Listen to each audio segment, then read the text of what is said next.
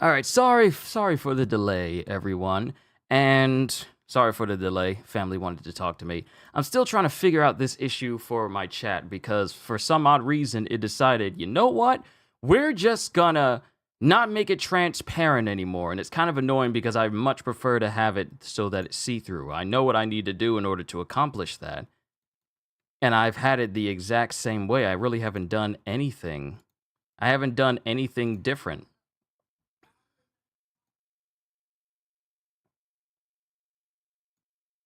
Like if I come over here. Once again, I apologize for being late. I tried to start, but I got called away at the last minute. And it's still displaying it with the black box. It's still displaying it off to the side with the black box. I much prefer to have it where it's just transparent and it only shows you guys. And I haven't done anything to change it, which is odd.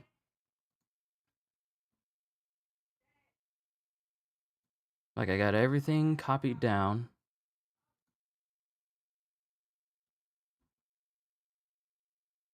Like no matter what I do, I can't even get my chat to go transparent again, which is weird. Okay, so I'm gonna try something else. I'll make a new one. Chat 2. And it's gonna have like some sort of extra source in there. 380 by 800.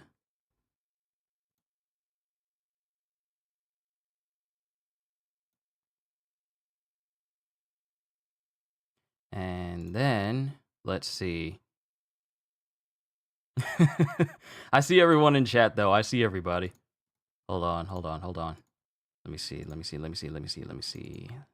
Let's see if we can get it to work. No. It doesn't want to work. That's annoying. I wanted you guys to have like your own little section over there, but now it doesn't.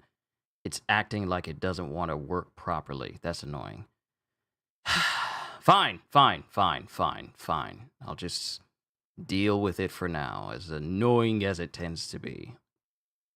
At the very least, let me just...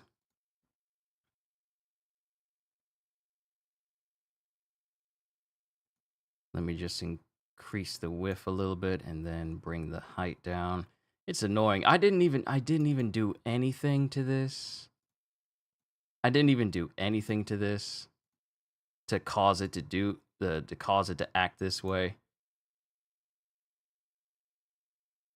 It's technology, it do what it wants. I know, but I'm particular. I'm very particular about things, and I hate it when things do stuff differently and I haven't touched it.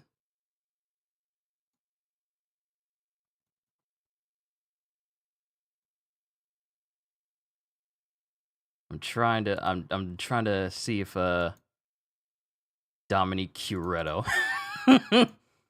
Y'all messing with me. Y'all are messing with me.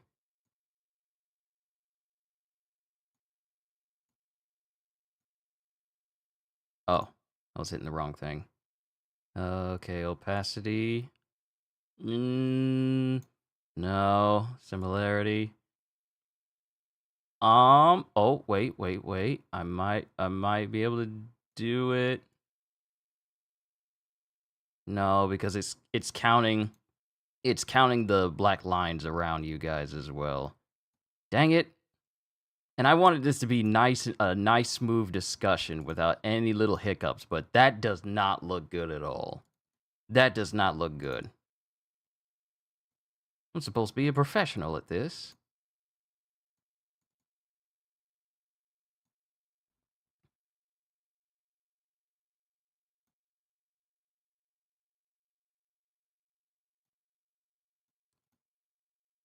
Okay.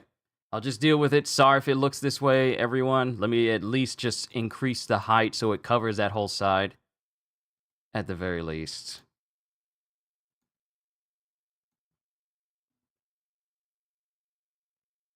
Is 900 too high? 900 is definitely too high. This is what I was going through at least 5 minutes beforehand. Okay. I guess it'll just be off to the side. Off to the side. All right. We can begin. Sorry, everyone. Sorry. Let me see what you guys have said since I stepped away.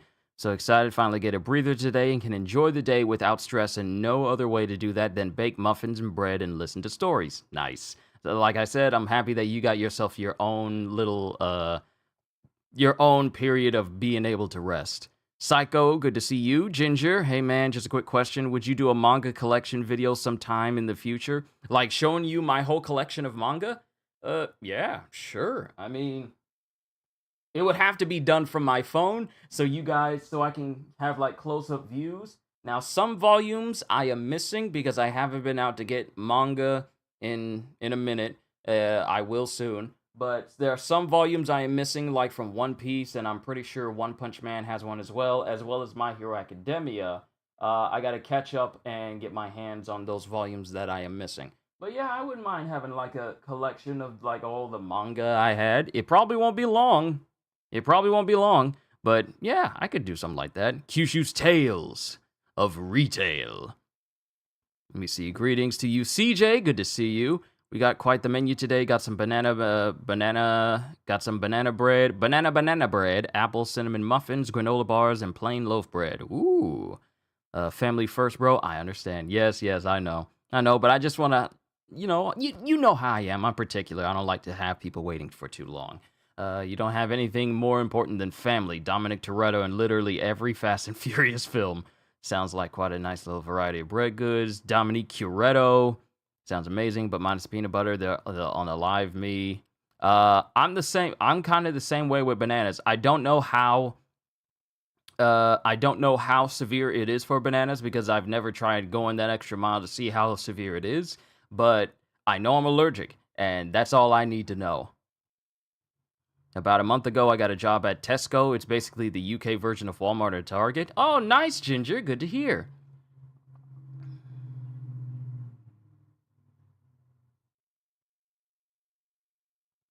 Anaphylaxis?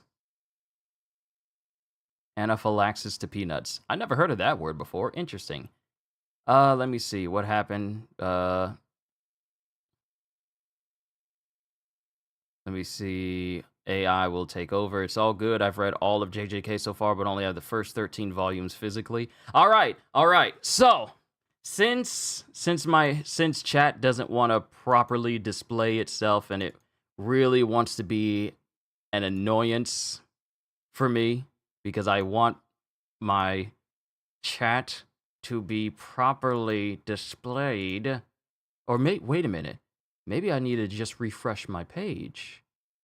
Maybe I need to refresh my stream page and then try that. Maybe. I could be incredibly wrong. And it may not even work out. If it doesn't work, then we're just going to continue with the stories. If it didn't work, we're going to continue with the stories. All right, ladies and gentlemen, let's go ahead and get this started. So today, we are having story time of my time in retail. So we're going to begin with Best Buy. We're going to continue with Home Goods. And then after that, we're going to continue with Harris Teeter. Now, a lot of you may have heard of quite a few of my retail stories before I left all of that in order to, pursue YouTube full time. Still happy that I took that choice. But I have quite a few stories of my time in Best Buy, of my time in Home Goods and Harris Teeter respectively. So let's begin at Best Buy. My very first truck night. Actually, you know what? Let me do this for the chat. I know I keep messing with stuff.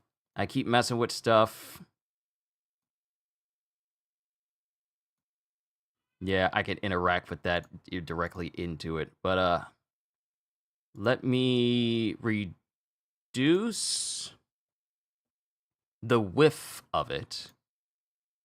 No, wait, that's too skinny. I'm messing with stuff. I can actually talk about this. I can talk about the story and do this at the same time. My very first truck night at Best Buy was the first time I've ever did anything inventory related.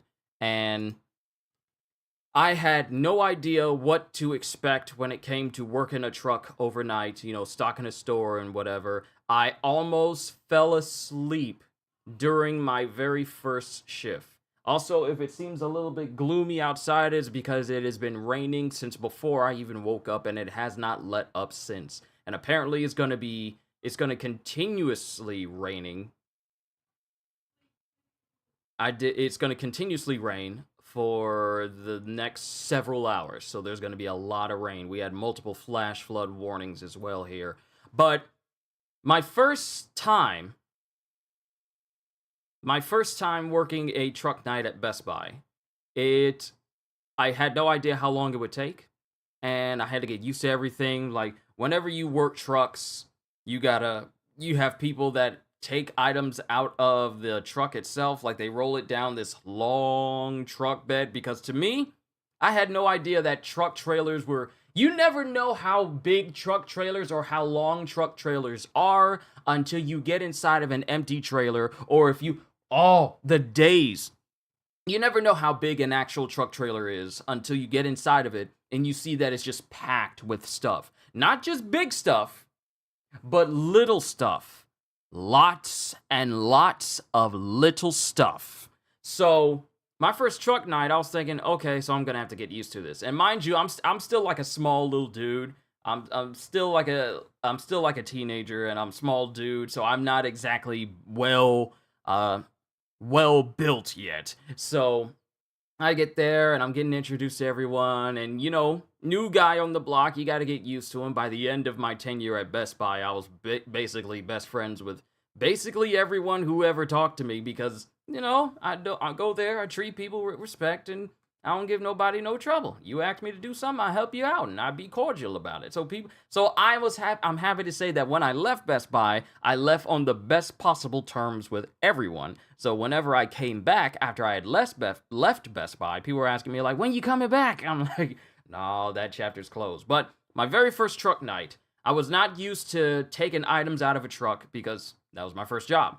Working on trucks was like hard work. It really was hard work. A lot of heavy lifting. You got to take this thing out. You got to take that thing out. You got to take these small items that are inside this box and individually, make sure you take the plastic off of a lot of them and put them in all of these carts. Because the way our warehouse was set up, we would take a lot of the carts that customers would use, and we would take a bunch of them to the back and then arrange them in categories pertaining to the section of the store that they would go to, like which department they would go to. So you would have home theater, then you would have appliances, and then MP3s and headphones and music and computers, and it would be a whole bunch of stuff that was arranged for, the big size of the departments, and then the little stuff that would be at the front. So I'm stocking stuff, I'm doing all that, and it's going pretty well. It's going pretty well. My memory on it is vague, but there is one specific moment of this story of my first night working a truck that I really need to address, and it's it's a bit of a big one. So work the trucks, I'm getting used to it, going back and forth, and I'm like, okay, this is a lot of work. First job, I'm trying to get used to everything. So I did not realize that it would take so long to work a truck, because some of the biggest trucks that I would work could wind up having close to maybe about 5,000 pieces on a truck. And sometimes the trucks would be very short, to the point where we can actually get out early at a decent amount of time. And usually my shifts were just, okay, come in for truck nights, and that's about it. And my workload kind of ramped up after that, where I would come in for day shifts, and sometimes I would be the person that opens the inventory. Like I wouldn't have any help. I would just be there by myself, opening up inventory, getting everything ready, bringing in deliveries and such. That happened later.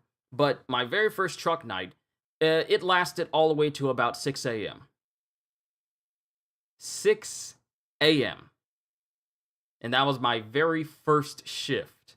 My very first shift was a truck night that started at like 9. Started at I want to say before 9. Started at before 9, before the store closed, and then lasted all the way through the night until it was about 6 a.m. Now, at this point in my life, I had not gotten my driver's license yet. I was a bit of a late bloomer when it came to my driver's license. All right, don't worry about it. So, my mom was taking me to Best Buy back and forth. She was the one who was, dropping me off so I could go to work. So,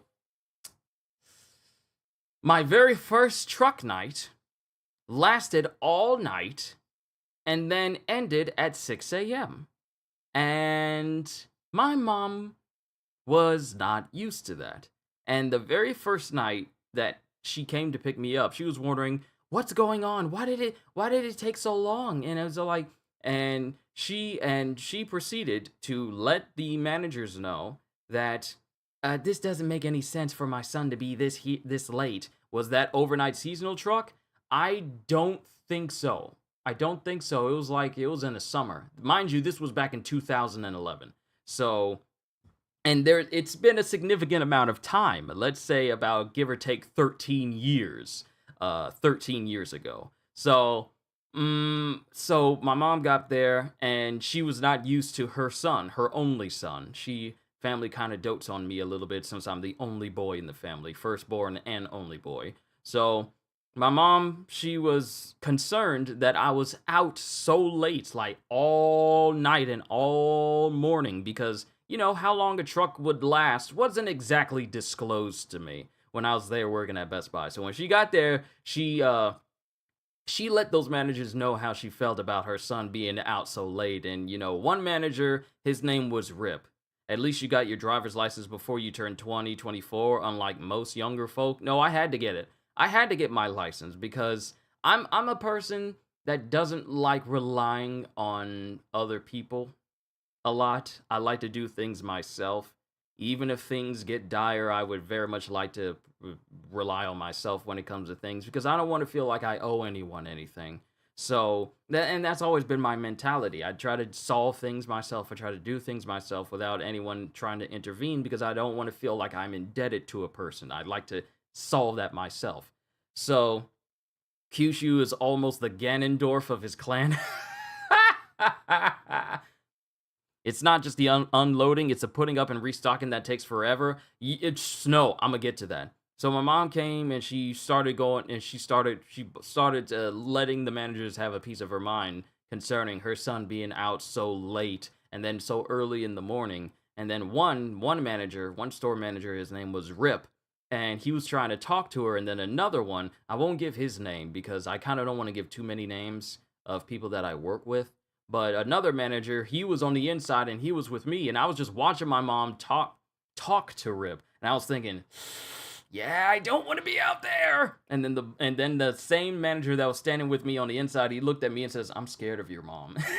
He legitimately said that, and he would repeat that for about a couple of days whenever he saw me. Whenever he saw me and would be in conversation with me, he would basically say, yeah, we'll make sure that you get out at a good time because I do not want to anger your mom because I'm scared of her. And I was all like, don't worry about it, sir. Don't worry about it. It's all good. So I go back to what Snow said. It's not just the unloading, it's the putting up and restocking that takes forever. Yes, because when you are working a truck at Best Buy, and I don't know if this same thing applies to it now, it has been 13 years. Well, I wouldn't say it's 13 years. No, it's not 13 years. 13 years is when I started, and many things have happened over the years. So I want to say,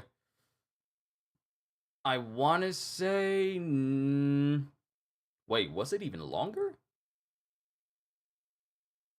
Wait a minute. Hold on.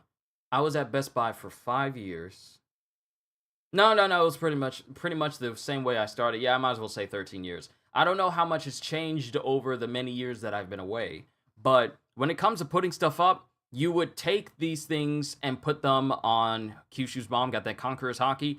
You were like, you wouldn't believe. And it has not died down at all. She's still got that Conquerors going on, even all these years later. It's still most impressive. But when it comes to offloading a truck, It's not just simply moving stuff off the truck that takes a while, it's getting the smaller boxes. Like, say for instance, you had a bunch of Skull Candy headphones, but they're in like a small box. You got to take all of those out, put them in the cart that they're supposed to go in, take them out to the floor, and then try and put as many of them on the hooks as you can. And when you had too much, you would have to bring those back and set those off to the side, so those can be the backups just in case you need to restock while the sales floor is open. So, it's not the unloading, it's the stocking the little things over and over and over and over and over. It's crazy. Over the years, they shaved off some of the products they hold, like no more CDs. Yeah, I can say that I was working at Best Buy when CDs and CD players were still very prevalent for people to buy in the store. Then, when digital songs could be played on like streaming services and people's phones, backstock. That's a word I never thought I'd see again. Backstock.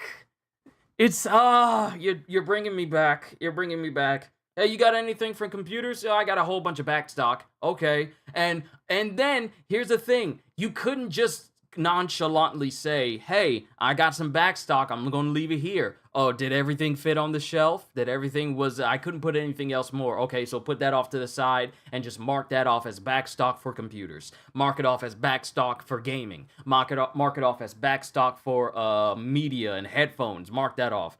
Oh, backstock. I never thought I would hear that word again.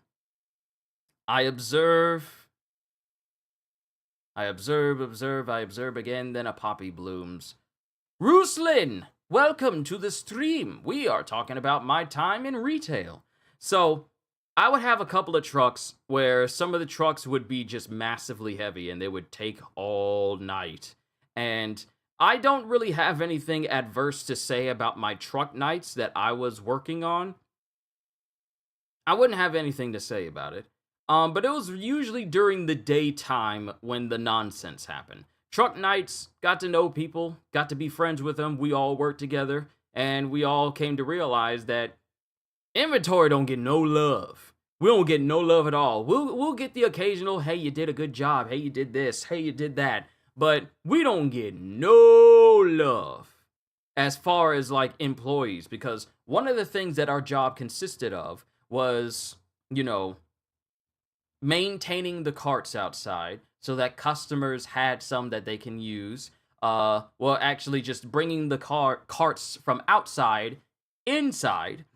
And even if the weather was not good, you had to go out and get the carts. Oh, there's rain is heavy. Well, here's a smock. Go outside and get the carts. And the worst time to get carts is when it's cold outside, because the gloves they give you are not insulated. They're rubber gloves.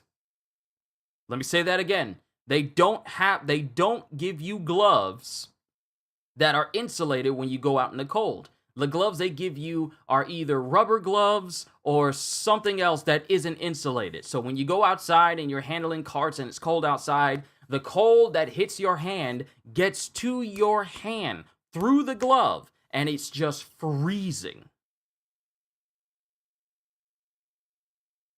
Hated the backstock for the lockup products like the consoles and the major laptops and MacBooks, iPads, and iPhones. The horror. Yes. Okay, so at my Best Buy, they used to, I don't think they have this anymore. They used to have an entire gated shelf area above computers that had the MacBooks, the iPads, and you would have to arrange them.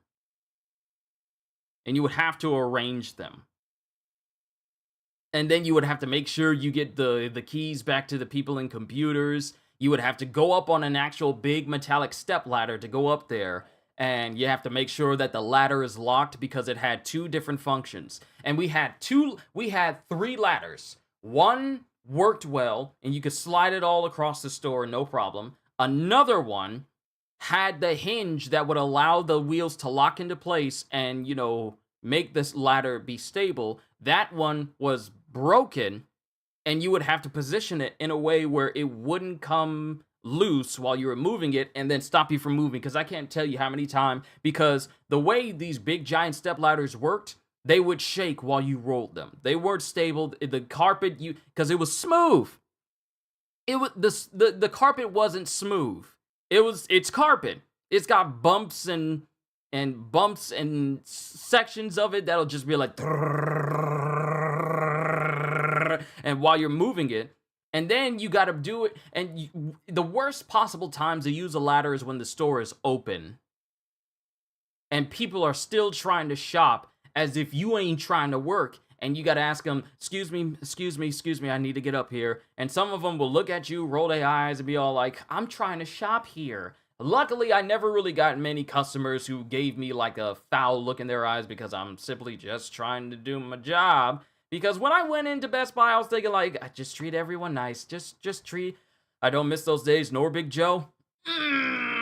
Big Joe! See, Snow, you know what I'm talking about. We worked at Best Buy, you know. So, working Big Joe during a busy afternoon, and what made it worse is when they set up stuff in the middle of the sales floor that you couldn't navigate Big Joe around. And you also had to get certified in order to operate this big, gigantic electrical, mechanical platform that can raise you up in the air. And see, after being on the Fury 325 at Carowinds, my feelings towards heights is not as major as it used to be. But before I went on there, I had a problem with heights and being up high. And when I used Big Joe to go up high to get washers and dryers that were stacked up high, and then what made it worse was when I was by myself. When I was by myself and I had to navigate and get a washer and dryer down for a customer and bring it to the back because it's being set up for delivery. We'll get to my delivery portion of my tenure at Best Buy in a little bit.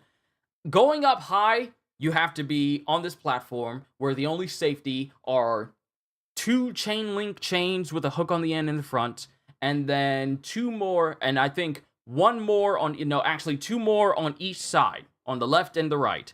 And you had a belt that you had to put on. Given the fact that I was thinner than most during that time, the belt wasn't exactly tight on me. So it kind of hang a little bit loose below my actual belt. So when I would go up, you would go up on this platform, it would be loud, you hear like,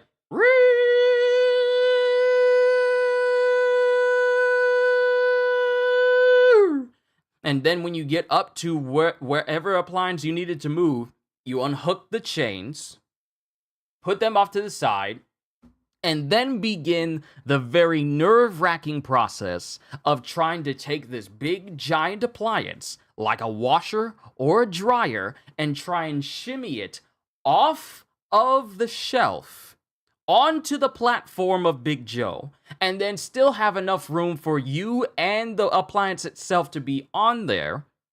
Put the hook, at least one of the hooks back on, preferably the top one. Put one of those back on, and then lower yourself back down.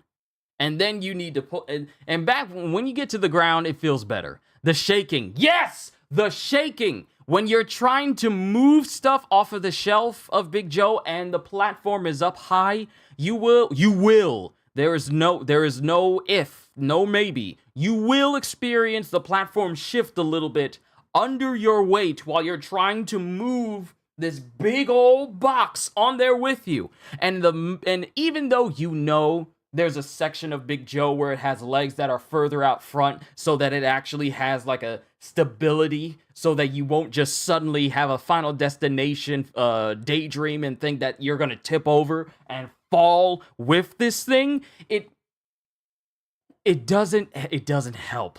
It doesn't help. You're shaking, and your feelings of like, please don't let this tip over, please don't let this tip over, please don't let this tip over. Every other time I used Big Joe, I hated being the one to go up and get the appliance because I was up high. I could see across the entire store. but my movement space was limited.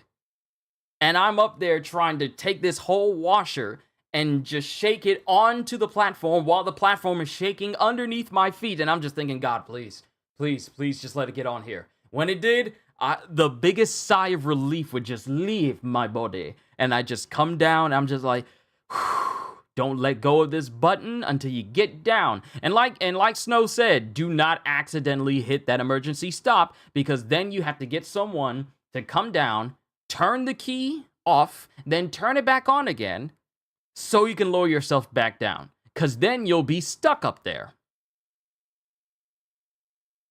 And you need to have a spotter, because you cannot go up by yourself. It is unsafe, because customers can be extremely stupid and will be underneath the platform of Big Joe while you're trying to work, as if this is safe for you to be under. So I would have to make sure that no one was nearby. Clear? Clear? Yep, you're clear. Coming down. And then you have to audibly let people know that you're coming down so that you don't accidentally hit someone with Big Joe. And you would have to be extremely careful maneuvering Big Joe, because you would have to go backwards with it. It was one of those mechanical forklifts where you had these two pressures on the hinge, on the wheel itself, like on the steering wheel itself, where if you wanted to go back, then you would lean the thing back, and then you would press the pressure plates downwards in order to go backwards. And if you wanted to go forwards, you still held the thing down, and then you press forwards in order for you to go forward. But you would never go forward because, one, your entire view is obstructed by the big frame itself, and even though it has like a chain link mesh that's in front of it as well, like a hard chain link fence that's in front of it, it is always advised to take Big Joe and go backwards with it. And it had adjustable speed, so if you wanted to slow up and be very careful with it, you could. You use this same thing for like TVs that were up top, from Toshibas to Samsungs. I remember going through the years of working at Best Buy when 3D TVs were the it thing, and I kind of feel sorry for anyone that ever tried buying a 3D TV, because people don't make 3D stuff anymore. So people basically paid extra money for a feature on TVs that has pretty much gone obsolete for all intents and purposes. So there were the big moments that happened during my time at Best Buy happened during the day. At night, it wasn't too big of an issue, but during the daytime is when some of the most random stuff happened. So one thing that sticks out to me was during one day, there was a massive storm outside, and I can't remember the exact year it was. I think it was maybe about year 3, maybe 4. There was a big storm outside. And mind you, Best Buy has these big old glass windows that are at the front, and the entire store was shaking from the fact that we had such a massive storm rolling through. And it was a weird storm because it was going on the evening when the light outside started to go down, the sun was setting, but this storm was so lively that the light that was coming through the clouds was bright enough to relight the entire area. It was dark outside at first, but then this storm got so bright and so intense, it actually started to light up the outside again we were thinking, wait, isn't it 6 o'clock? It's supposed to be dark right now. It's 7 o'clock? It's supposed to be dark. And we're outside and the clouds are just lit up to the point where it started illuminating outside. So people were running inside, stuff was getting blown outside everywhere. I can't tell you how many times, or when you had to, oh yeah, we'll get to that. We will get to that. So one thing that stuck out to me was I went to work sick. I went to work sick against my better judgment, because this was during the time when stores didn't fully get into their heads. You know what? We need to make every single employee who comes to our stores, we need to make them sign. We need to make them have an actual doctor's note signed by a doctor for them to be acknowledged that they're actually sick. When stores started doing that, it started going downhill for me personally, because I'm like, You want me to pay for a doctor's visit to see if this doctor can tell me, yep, you're sick. So take this doctor's note and go to your job so that way you can get off of, so you can get out of going to work tonight. Like, no. No. Why do I have to have a doctor's note to let you know how I feel? If I am throwing up, or if I am feeling so bad that I can't physically stand, I got chills all over, my head is not 100% there, wouldn't you want your employee to be 100% there when they're working? But no. So, against my better judgment, I went to work, and we had a GM by the name of Randy there. And some people liked him, some people didn't. And I was at work.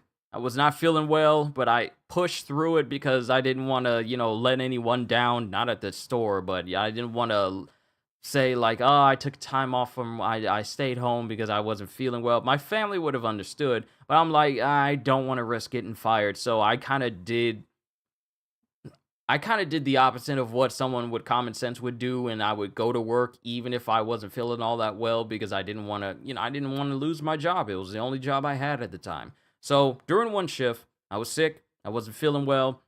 General manager comes to the inventory bay back in the warehouse, and he's checking on everyone. So like, hey, how you doing? How's everyone doing? And he comes to me, you doing all right, man? And I says like, oh, sir, I don't feel.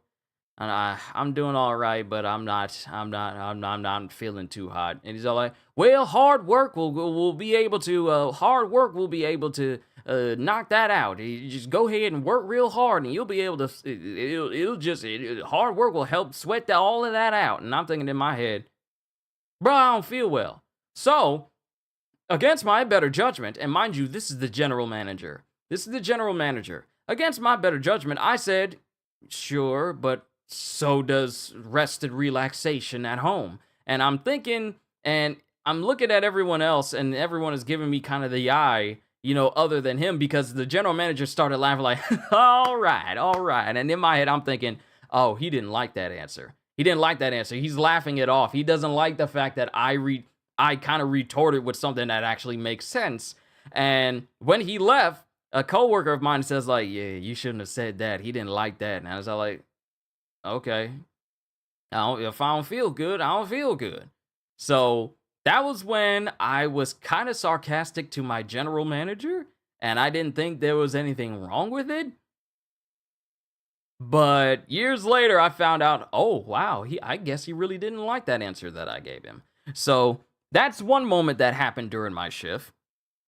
And I got to know a lot of people. They always call me by my first or last name, Mr. Last Name. And it was, we got to know each other real well. We worked together real well. We had this one elderly gentleman whose name was Anton, and he was an amazing dude. The dude was working there. He was the longest working employee there. He was literally working at that Best Buy I was at since the store opened. So he was the OG person that was there. He was a Jamaican dude. He was awesome. Literally showing up and seeing him at every time. He was an amazing person to be around. So my day was always brightened up whenever I saw Anton in the back room.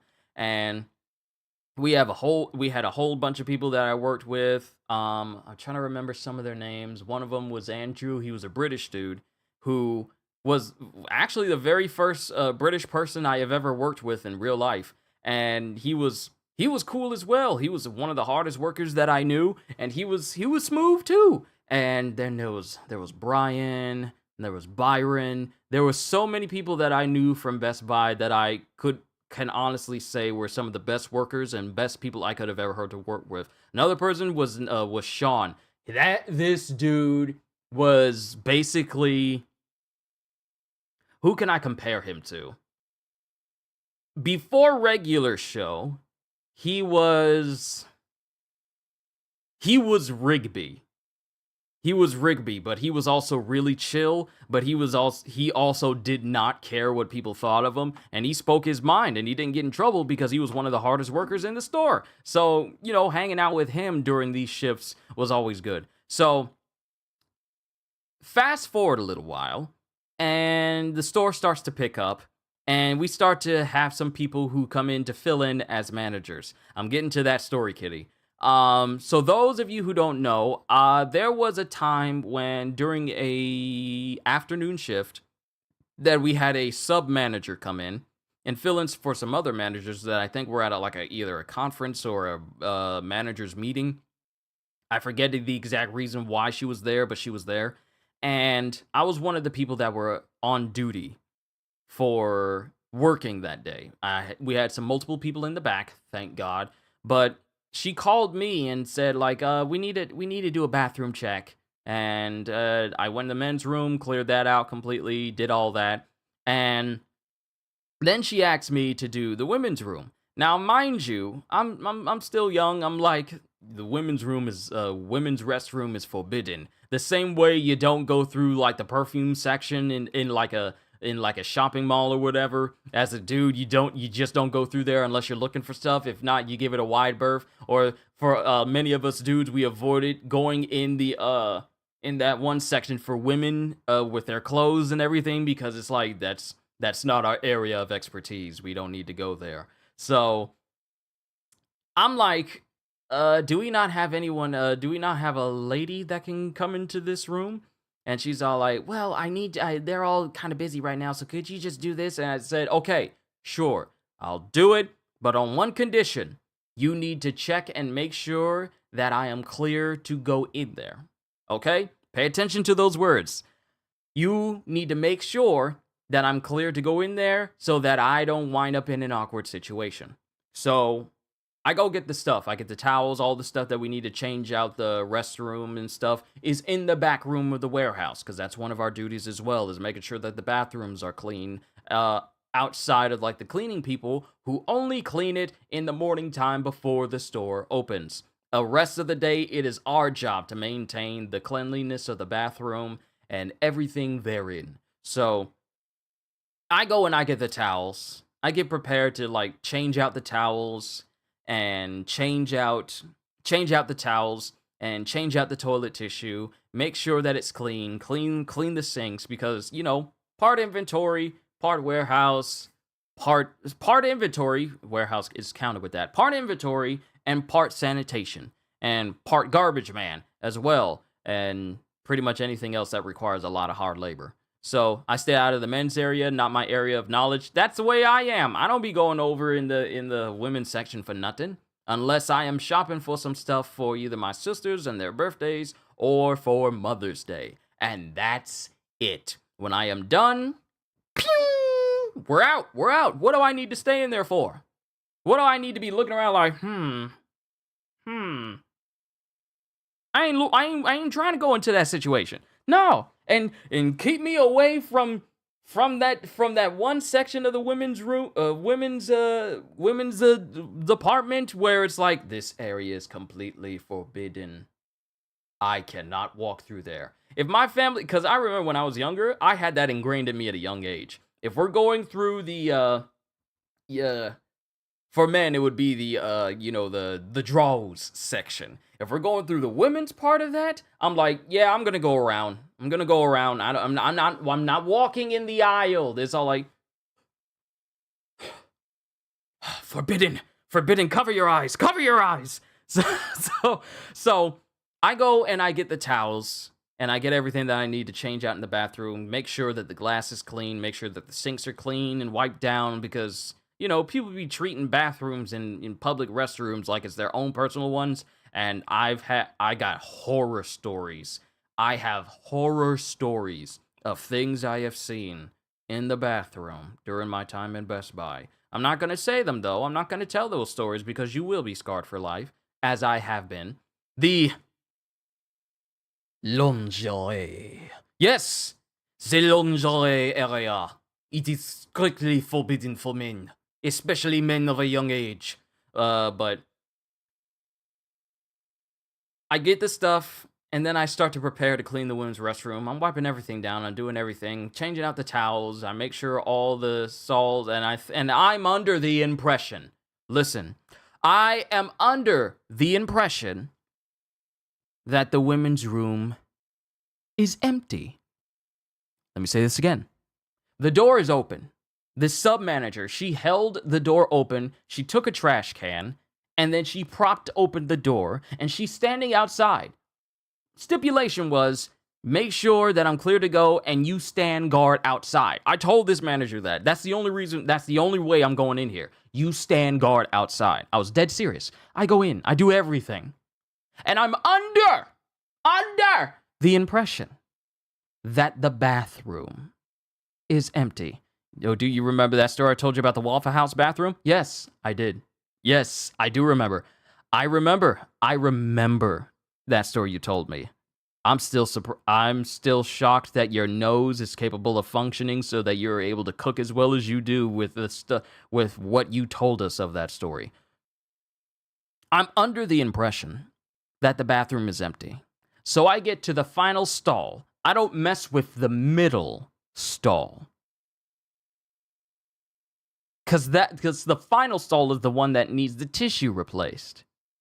So I'm in there, and I don't make a single sound. I don't talk to nobody. I ain't whistling. I ain't doing nothing else. I'm just in there, and I'm just doing my work. I'm just cleaning up. And I get to the end, and I restock everything. Okay, good, fine. Then I say audibly, "Is that all you needed me to take care of, ma'am?" And I said this loud. And then it's quiet, and she looks at me, and then all of a sudden, from that middle stall I didn't open, I hear a lady inside go, "Is there a man in here?" And my heart sank, my eyes widened, I went like this, and I looked at her, and I was gone.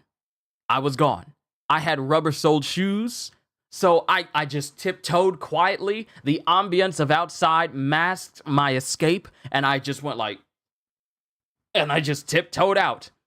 And I tiptoed out, I took that trash can, put it back, and I closed the bathroom door. And then I looked at her, and I gave her the meat. I looked at her like this.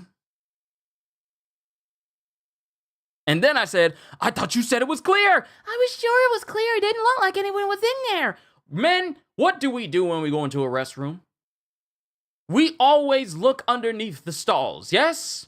Yes. So you would think with something that common sense, you would look. Y'all mean y'all just go in there like, and you don't even, you got your nose tooted up so much that you don't even look to make sure there's no one in the stalls? One job. This woman had one job. All she had to do was just make sure that it was clear. What, you can't do this? You can't do this and look under? You couldn't see legs? You couldn't see legs underneath there? So, no, CJ, it was not clear. It was not clear at all. So, I look at her and says, "I thought you said it was clear." "Oh, I thought it was." And I'm just thinking, never again. Never again. No, I'm good. I'm good on always. Fee, fi, fo, fum. I smell the cleaning supplies in an employee man. Be he employed or be he retired. That sub-manager I worked with should have been fired. But I never went into the women's restroom to clean anything ever again. I said, no, you got this. Y'all got that. Don't call me. I'm not going through that again. So that was an incredibly awkward moment for me. And I never had that moment have even remotely get close to that because I never went into that side of the bathroom again. And I stayed, heard the bait news. Yes, I did Dragon Emperor. I actually, not only did I post it in the Discord, but I also made a community post concerning T-Bait not having a chapter, seeing how we're going to be going on a supposedly 3-month break. For a 3-month hiatus for the beginning after the end, since the whole studio is changing art studios. So, yeah, I heard of the news. I did. It's not that serious, though. You weren't there, so you can't say. So that was an awkward moment for me, and I never went through it again. So there was another moment. Ah, yes, loading stuff into people's cars were always awkward. And I know Snow said something about like a 75-inch TV into someone's car, and they brought their whole family and expected to fit it in. I cannot tell you. I cannot tell you how awkward it was and just how annoying it was when people with small cars would pull up to the front of the store, but they order a TV that is bigger than the actual door frame that they can actually slip into, and they'll be all like, it'll fit. I measured it. It'll fit. No, you didn't. No, you didn't. You measured the TV. You didn't. What are you covering today? I'm this, basically. This. In place of me reading a chapter of the beginning after the end, since we're pretty much going on a 3-month break, I will be covering me telling stories of my time when I used to work in retail, because I got a lot of them. But what annoyed me about people is that they said they measured the TV, and they are only measuring the TV size itself. They're not measuring the extra layer of cardboard, hard cardboard box that would be encompassing all of the TV itself, and it's in and of itself is bigger than the TV. And they'll be looking frustrated at the fact that the TV didn't fit, and they're like, we measured it. And I would look at them and go like, you probably measured the TV itself and not the box that the TV comes with. And some customers, and this is highly advised against, some customers would ask, can we take the TV out the box? That's not a good idea. That is not a good idea. A lot of people, in some instances, they would ask me to load their TV into their trunk. And sometimes it would work because the opening, you know the little space that a seat can come down and you can have a little crawl space in. What job are you doing nowadays besides YouTube? This is it. This is it. But the crawl space that you get from the crawl space that you have in your cars, some of them wouldn't even be big enough for the TV to actually slip inside. And a lot of the times it would fit because a lot of people's cars had the opening that was wide enough in order for me to load their TVs in, and they just slip right in. A lot of the times it would work well, but the worst ones would be when they would try to get like a massive 50 or maybe even 60-inch TV, and then the opening that we could normally slide a TV through from the trunk into their car would not be big enough for it to get in. And then they'll be looking at us like, do you got some options? Do you have some rope that you can tie this down? And I'm thinking to myself, it's not a good idea to have a TV just hanging out the back of your car. So we had moments like that. The worst examples would be people asking us to take the TVs out of the box and then try and set it up in the back seat that doesn't properly have enough cushioning in order to protect the TV during transit. That was the worst possible scenario, and numerous people wanted us to do that because they didn't want to wait on their TV to be delivered. They didn't want to wait on their TVs being delivered, so they're like, can we just take it out the box? And I would advise them to keep the styrofoam around the TV and maybe have some padding. Maybe have some padding to put in for the TV itself. Some TVs were capable of just sitting on top of the chair, and they would just put something in front of it so that the TV itself wouldn't move. Sure, that's fine. There's cushioning right there so that it doesn't move. Other times, people will have us take their TVs out the box, and they would have those cars that would have like that middle bump in the section of the back seat. That big old dip. And sometimes the TV would teeter to the left or to the right. And those are the ones that looked confused as to why it couldn't fit with the box in it. So we would give them their stuff, and we would reluctantly tell them, please be careful while you drive. Nope, we don't carry rope. Nope, we didn't. We don't have any rope. We ain't got any bungees because we don't have anything disposable that we can just give you because we are not going to get that rope back. And delivery was free. Yes, delivery was free. They already bought the product. They'll just get it delivered to their house for free. But people didn't want to be patient. They wanted the stuff now. Don't care how I want it now. And they would want it right then and there. And they would be impatient. So many TVs. So many TVs put in the back seats of cars. Some people, and it would have more people in the back seats. Some of them were sensible enough to leave and come back with a bigger vehicle. Those were the smart people. The people that said, hey, we'll have it delivered, just hold on to it, we'll put your name on it. They're like, okay, it's fine, I can wait. Those were the smartest people. Everyone after those people were not as bright. And I'm not ashamed to say it. A lot of them were not bright. I remember there was a 60-inch. And I told this story during one of my Fallout sessions. There was a person with a 60-inch that drove a Jeep and still wanted to take the TV with them. So the end result was he had a sunroof.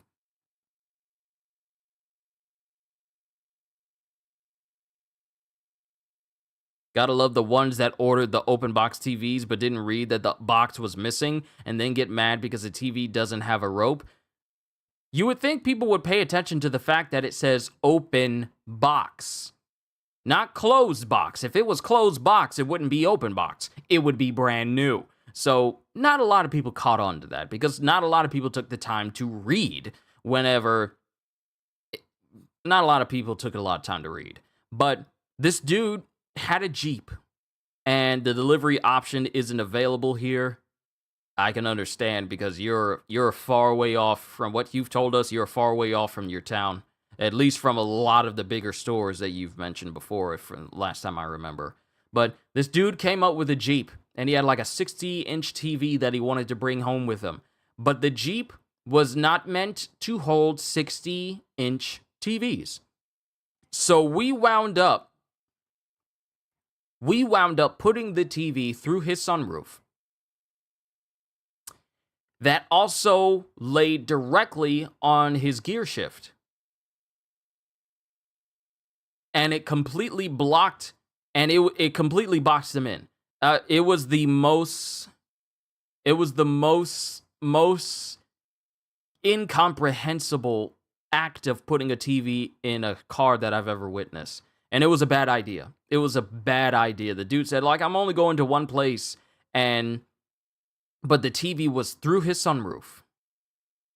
He asked us to put it through his sunroof, and it laid directly onto his gear shift, and he would have to lift the box in order to shift gears so that he could drive. It was big enough where it partially blocked his view while he was driving. It took up all the view on the side. Being able to look at his rear view mirror was impossible. And he left that way. To this day, I wish I could have just said, sir, I really don't think it's a good idea for it to be through that car. I wish I spoke up and said, this is not a good idea. We need to figure out another way because this is dangerous. Having a whole TV in the front of your car, in your sunroof, directly on you, and it's pressed up on him, and he drove away that way. He didn't object. He just said he wanted the TV now. And we were lucky that Home Depot was across the street next door, and smart customers would leave their car and go rent the flatbed trucks for $20 and take the TV home and come back for their cars. Exactly, but not everyone thought intelligently. So he drove away, and one of the store managers who was outside with me, witnessed all of this stuff happen because he was right out there with me. He witnessed all of this happen. And when the dude drives away and he turns the corner out of Best Buy, the store manager looks at me and says, like, you shouldn't have let them leave that way. I didn't start, agitated eye twitches until maybe around that time. I want to say like whenever my eye would twitch from like stupidity or stuff. Like maybe I did it for comical effect, but internally I was thinking,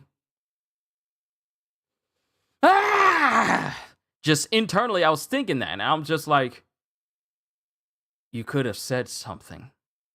the whole time you was outside with us. You could have said something the whole time. And I'm just inside wondering, like, you could have prevented this. You're a store manager. He'll listen to you because you're a manager. I'm just a lowly inventory person. But he would have listened to a manager because he's a manager. But he let that person leave that way. There's always someone that wants to make your job more powerful than what it was. And just think we drive on the road with these kinds of people. It's crazy. It's crazy. It's a bad idea. There have been people who have tried to leave with washers and dryers, and they would leave on flatbeds, but they wouldn't have anything to hold down these washer and dryers with. So it would be technically unsafe for it to drive that way. So that's one thing that happened. Another thing was, let me think. There would be some people that would actually use U-Hauls in order to get their stuff and take it home with them. Those were some of the smartest people. They knew they were leaving with like a washer and dryer and a TV. They didn't want it delivered. They wanted to have it right now. So they would rent a U-Haul and bring it to the store, and then we just load it in that way. Simple, easy peasy. Wham, bam, thank you, ma'am. It's just done. Those were fantastic people to load up for. But the people that there were so many people that would just come up with TVs or come up with TVs that were bigger than their cars or furniture pieces from the old speaker room. Snow, you let me know. Did you have a place at your Best Buy where it was called an old speaker room? The old speaker room in the Best Buy is the part of the store that is pretty much locked off continuously because it would also be the place where we would have our big speakers and all of our furniture pieces, and on occasion some, important stuff that we didn't need people getting into. So in the old speaker room, that's where all the big furniture pieces that people would take home and build, home entertainment furniture pieces that they would have. We would go back there and we would leave some stuff or take some stuff. Sometimes we would keep items that are for customers, specifically items for customers where they had like furniture pieces that they needed. Some of them, they would actually bring vehicles that was necessary in order for them to be in the back of their trucks. And those would be fine. We'd just be able to load them up easily. Other people would come and think like, oh, that and Magnolia and home entertainment. Old speaker room. There was the old speaker room, and what was that room called next to the old speaker room? There was I'm thinking of another room. There was a whole demo area where they would have a room where you could test out the speakers of a home entertainment system, and then it would have the side room in this Best Buy where what is this? What is the name? What is the name of the position? A person who was supposed to always check on the inventory of all the items in the store, and they would have this entire whole section to themselves.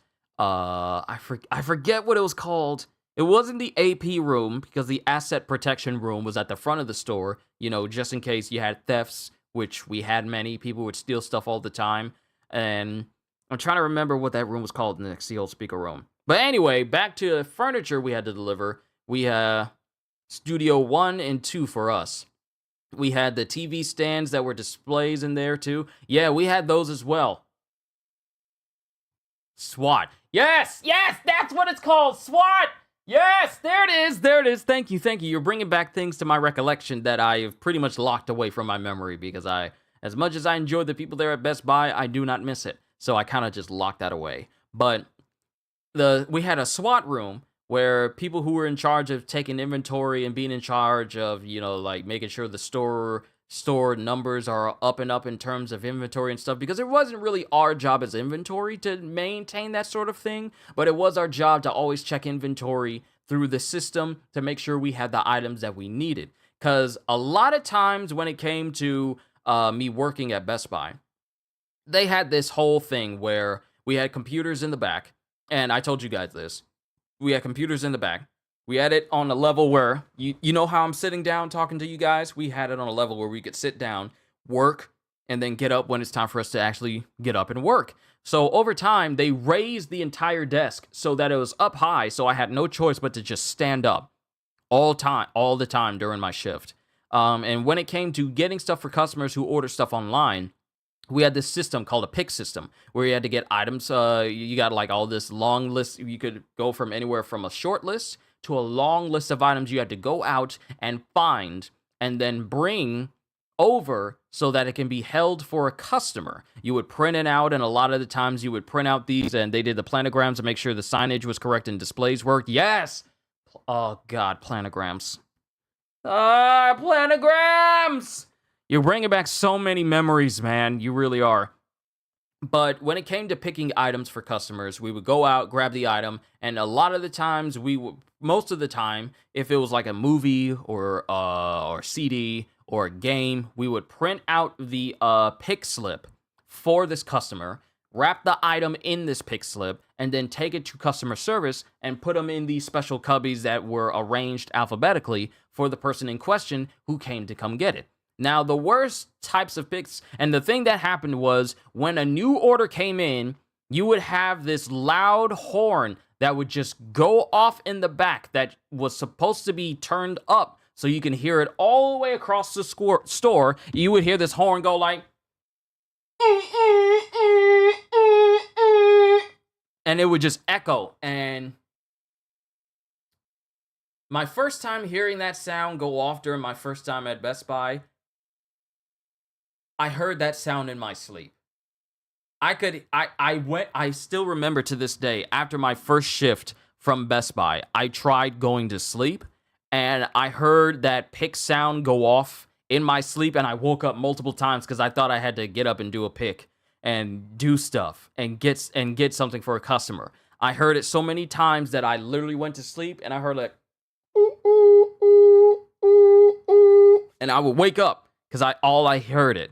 They waited until we left to make digital tags, but we had to print the tags and label each section. Yeah, not the duck call. Yeah, it was a truck horn that they made so that it would trigger every single time a customer ordered something. It would just go off. You were not allowed to turn the speakers down if it got loud,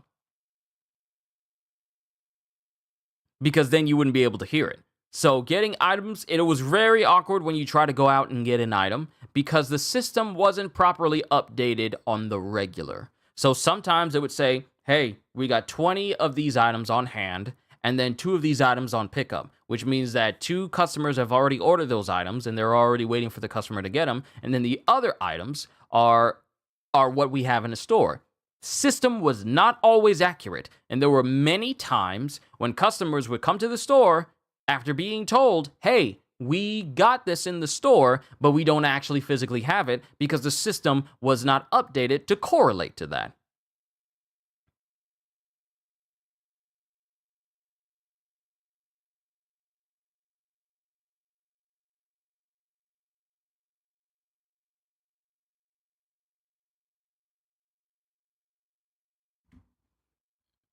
It would they would come into the store and they would come into the store and they would be looking for their item, but we wouldn't be able to give it to them simply because we didn't have the item in store.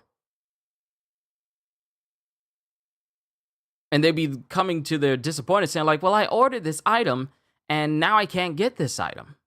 Hold on, I got to take care of something. Hold on.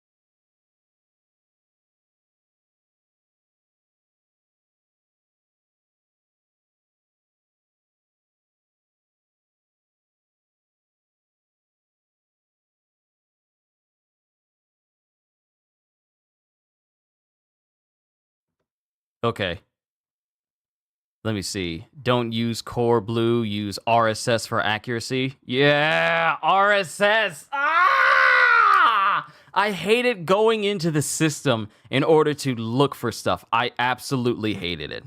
I absolutely hated it. I absolutely hated it.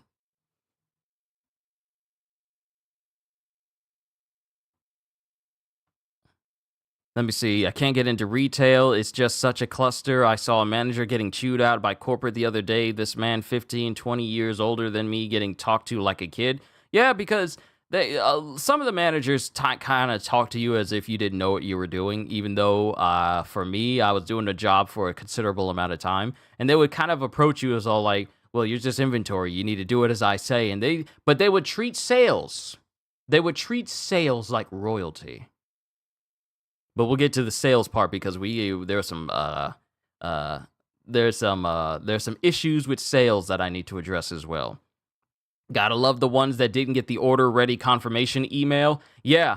And then it would show up late, but still showed up looking for the item when we no picked it, and they got the email saying the item was not there. Yeah, they just ordered it, and then they just ordered it, and then they went to the store expecting to be handed it, having the item handed to them, and then they would just be all like, "Where's my item?" And we says like, "We don't have it," but it said that your store said that it had the item, and I'm like, "Bruh, we've been looking for it this whole time. We gave you no confirmation that we found this item. What are you even doing here?" Mind you, I never said this audibly to a customer because this is also around the time when Karens started to really make their presence known.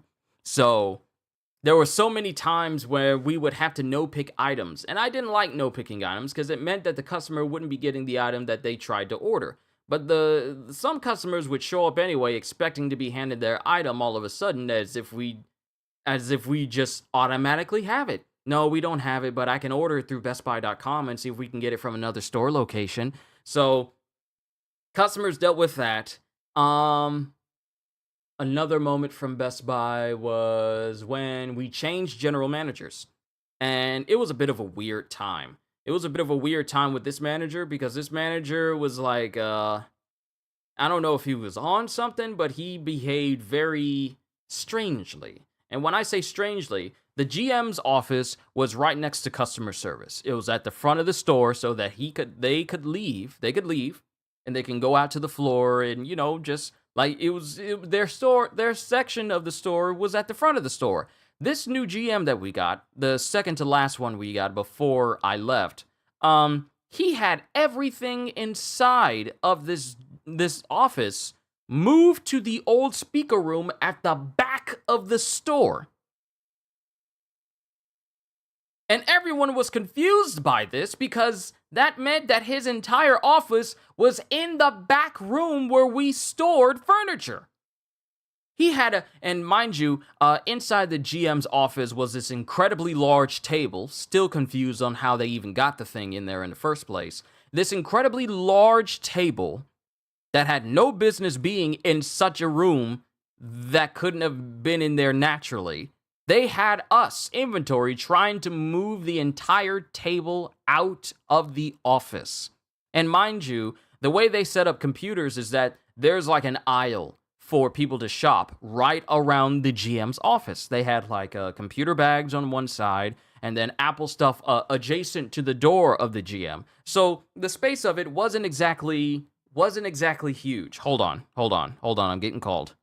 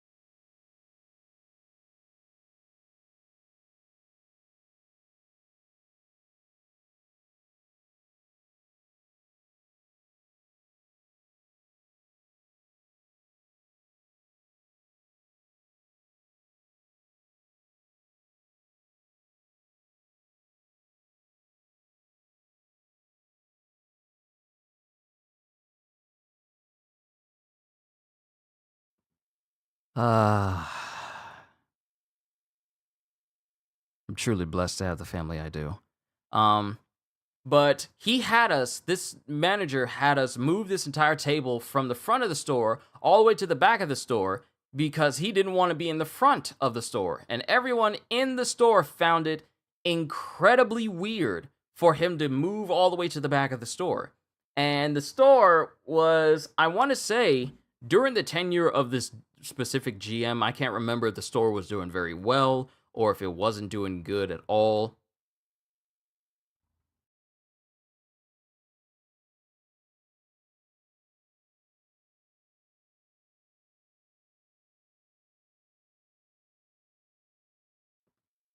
Sorry, that was my dad coming in. He's off for this week, so I was just speaking to him.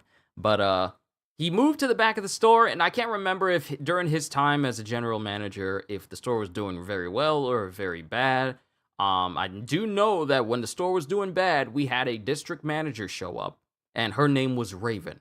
And she was not someone that you would slip up around because she had the capacity to just fire you on the spot for not following company rules. She was not lax. She was by the numbers. She was by the books. And everyone was on their P's and Q's whenever she was there. If Raven showed up, you were not skipping steps. You were on your best behavior. You showed the highest level of professionalism when you were working. So it actually got to a point when a district manager should not be showing up at least 4 or 5 times within a single year for your store.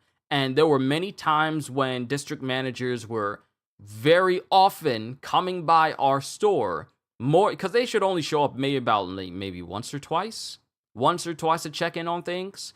And that's only if things are worthy of notice. Other times they rarely show up. But when you get a district manager that is showing up multiple times within a year, more than twice, more than 3, more than 4 times, that was a problem. So things were changing, and I remember when I was working, let me see, my first Black Friday, I was posted outside to direct traffic.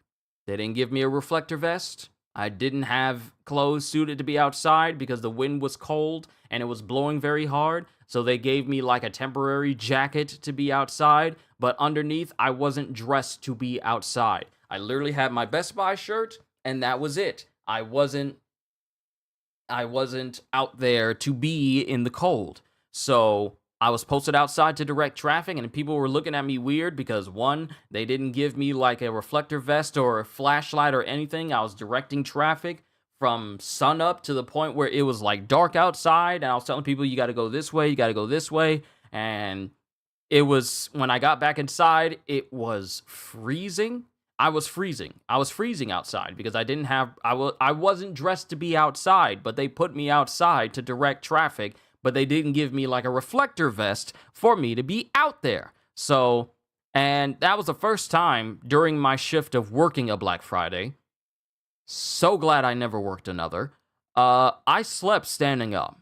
That was the first time I ever fell asleep just standing up completely.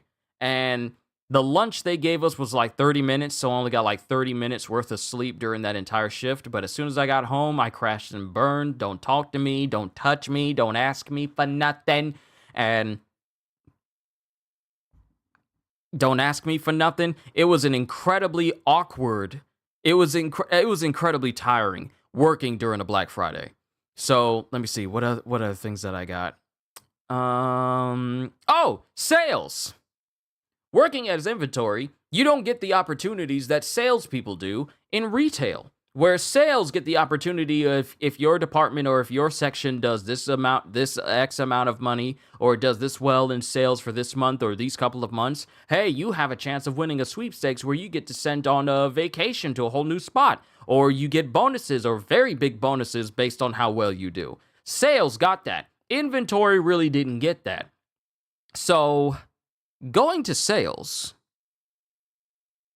I didn't find out until much later that some people in sales were committing fraud in the store, in front of customers, and the customers didn't know, and they thought they were getting away with it. until they didn't. And they were escorted out by police. And I watched them, face hung low, being arrested. There were at least about, I want to say 2 or 3 counts of different salespeople getting led out and arrested because they were committing fraud by stealing customers' gift cards and pocketing those gift cards and not telling the customer that those gift cards belong to them. Because since you're a part of sales, you have the capacity of unlocking gift cards and using them for whatever you want. So, one individual, I won't say his name, though probably none of you will probably know who he is anyway.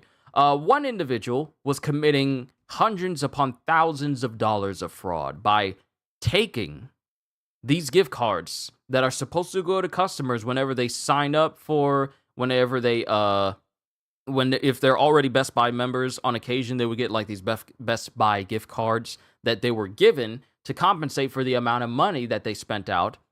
And they're supposed to be given those gift cards and say like, hey, you've been a member for this amount of time. Hey, you spent this amount of money, so here's a little money back for the amount that you spent out.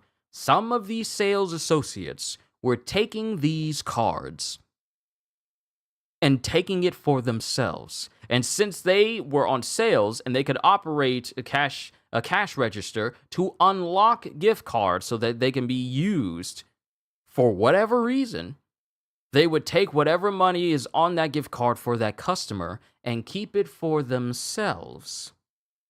And they would continue this for a nice long while.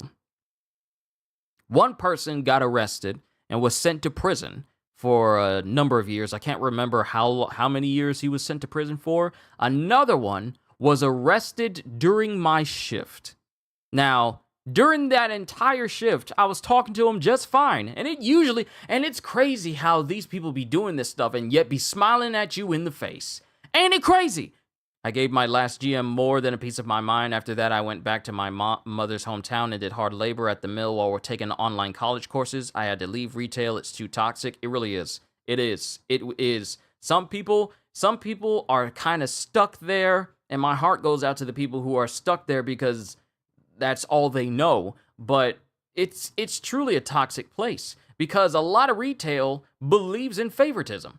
And favoritism is horrible when it comes to the workplace because then it shows that there are some people who will get some preferential treatment over people who actually do a whole bunch of hard work but never get recognized for it. People who do hard labor in warehouses and stuff like that are the prime examples of people who don't get that appreciation. So, during my shift, that same person that was getting arrested, I talked to him just fine. Day in and day out, I would see him. He'd be fine. He'd be chill. He'd need my help with stuff. I help him out. I talk to him when I had the time before I go back to work. I thought it was an upstanding dude. And that was my fault, thinking that every single person that I met when I worked at Best Buy was upstanding. So, color my surprise when I come back in. From delivering a TV and loading it into someone's car, or delivering something and putting it in someone's car, I come back in, and this person is being walked from the break room, which is adjacent from the bathroom. So when you're in the break room and some people are in a long, in-depth prayer with Jesus in there, it would just waft into the break room, and it would kind of ruin some of my lunch moments, and which is why I prefer to eat lunch in my car rather than eat inside, because one, eating in my car saves me the amount of minutes I would waste walking from my car, which I would have to park at the back of the store so that the front parking spaces could be for customers. I would save that amount of time of walking back to my car, from my car to the store to the break room. I could just eat in my car and save me the extra minutes. I see him being escorted from the break room, and I see a policeman right behind him. He's got his backpack, he's got his jacket, and he looks so sad. And I'm wondering, what's going on? I'm thinking, what happened? And then later that day, someone tells me, oh, he was committing fraud. He was stealing people's gift cards. He was stealing customers' gift cards. And I'm like, no. Him? And then it says, yeah, the other guy got arrested for it as well. I'm thinking, why are y'all stealing? Y'all ain't getting away with it. Why y'all stealing? What's gonna happen? You gonna steal $500,000 and then you gonna say like, well, I'm done, I'm gone, and they ain't gonna be able to find you? So salespeople had some bad apples in their group. Like, how do you even do that? How do you commit fraud as an employee and think that the numbers ain't gonna be traced back to you? You used your employee code to enact the gift card so that you could use it. People are not smart. They think they are, but it's like the system can track when a gift card is being used, and they can also track the register of the person who was logged in at the time, and track it back to the person who was doing it. Did you honestly think you were going to get away with it? Then there was another one. There was an incident that happened where swiper knows swiping. Oh, people swipe way too often, CJ. They swiped way too often. Let me see. Still showed up looking for the item when no pictures and snow, bringing back some trauma. Okay, I already read all of that. There was an incident when the police showed up at the building because this woman was behaving very erratically in the store, and I was nosy, so I was just like subtly following the police around the store, and I was wondering like, what's going on? I kept my distance, but I was also looking in a direction, and I would say like, I'm just here to pick up an item, sir. I'm just over here. And I would be faking, messing with the stuff. I would be fixing. They believe they're special. Yeah, they believe they're special because yeah, you're not a genius. You're not a genius. But this woman was behaving erratically in the store, and police were trying to find her, and we had to put like a ladder up at the emergency exit. Not really put it up at the emergency exit, but we kind of put it in the way to keep the lady from like getting out because the police were trying to hunt her down, and because they had multiple officers in the store. To this day, I don't know why the police were in the store looking for. All I know is as soon as the police started to like walk up to her, she started crying erratically, and she was looking around while they started to box her in, and she started crying. I still to this day don't know what happened with that lady. Let me see if I can think of another one. I got some stories about when I was in AP. Asset protection, which is basically security team. And then I got some stories for delivery. A lot of my days from delivery I still remember. So I worked in AP in Best Buy, where I was trained to be a security guard up at the front. I would scan people. I would check the cameras, make sure people weren't stealing nothing. I had my one and only case of where I found a person stealing, and it was a young kid, and he was trying to go back to the car audio in the back, like there were people who would be posted for, installing radios and stuff into people's cars and stuff. We had like an entire bay for people to have their cars upgraded and installed with car audios that you could buy in the store. This kid, which I watched on the cameras, because there was a lot of cameras, and I was thinking like, so much control. I can see everything all over this store. I can see you in the corner. I can see you over there. I can see everyone over in the dryers and washing and appliance. I can see them all. I can see everything over the store. But the benefits of being an AP person was you knew where the blind spots were. The blind spots were for the camera, of which I took advantage of when I just wanted to chill during my shifts. Yes, there were moments where I'm like, I need a break. I just need to go somewhere. And I would go to those blind spots, and I would just be chilling. I'd just be chilling by myself when I knew that there was nothing I needed to do in the back, because there was a lot of times where I would just get everything done. and there was literally nothing to do except walk aimlessly around the store, maybe fix up an item here or two. But there would be moments where I could just find a sheer moment of peace, and I would go to those blind spots that the cameras couldn't cover, and I would just be relaxing. I can't get in trouble for chilling if you don't have evidence. So being a part of the AP team gave me that advantage. But I would be looking around, and I saw this one kid who was over in the back area of car audio. No one else was over there, but he was over in car audio, and he had like a game controller in his hand, and he was trying to, pull the safety, because we had like these security wires that would like come apart. It was like a solid object, solid piece that would be the security part. And Kyushu probably looked a combination of Big Boss Man and Paul Blart, but more fit in appearance. Yeah, they didn't give me any segways that I could ride around the store, so I'm like, hey, I saw you over there. But they didn't give me that because I was not Segway certified. I'm kidding. There was no Segway at the store. So the kid was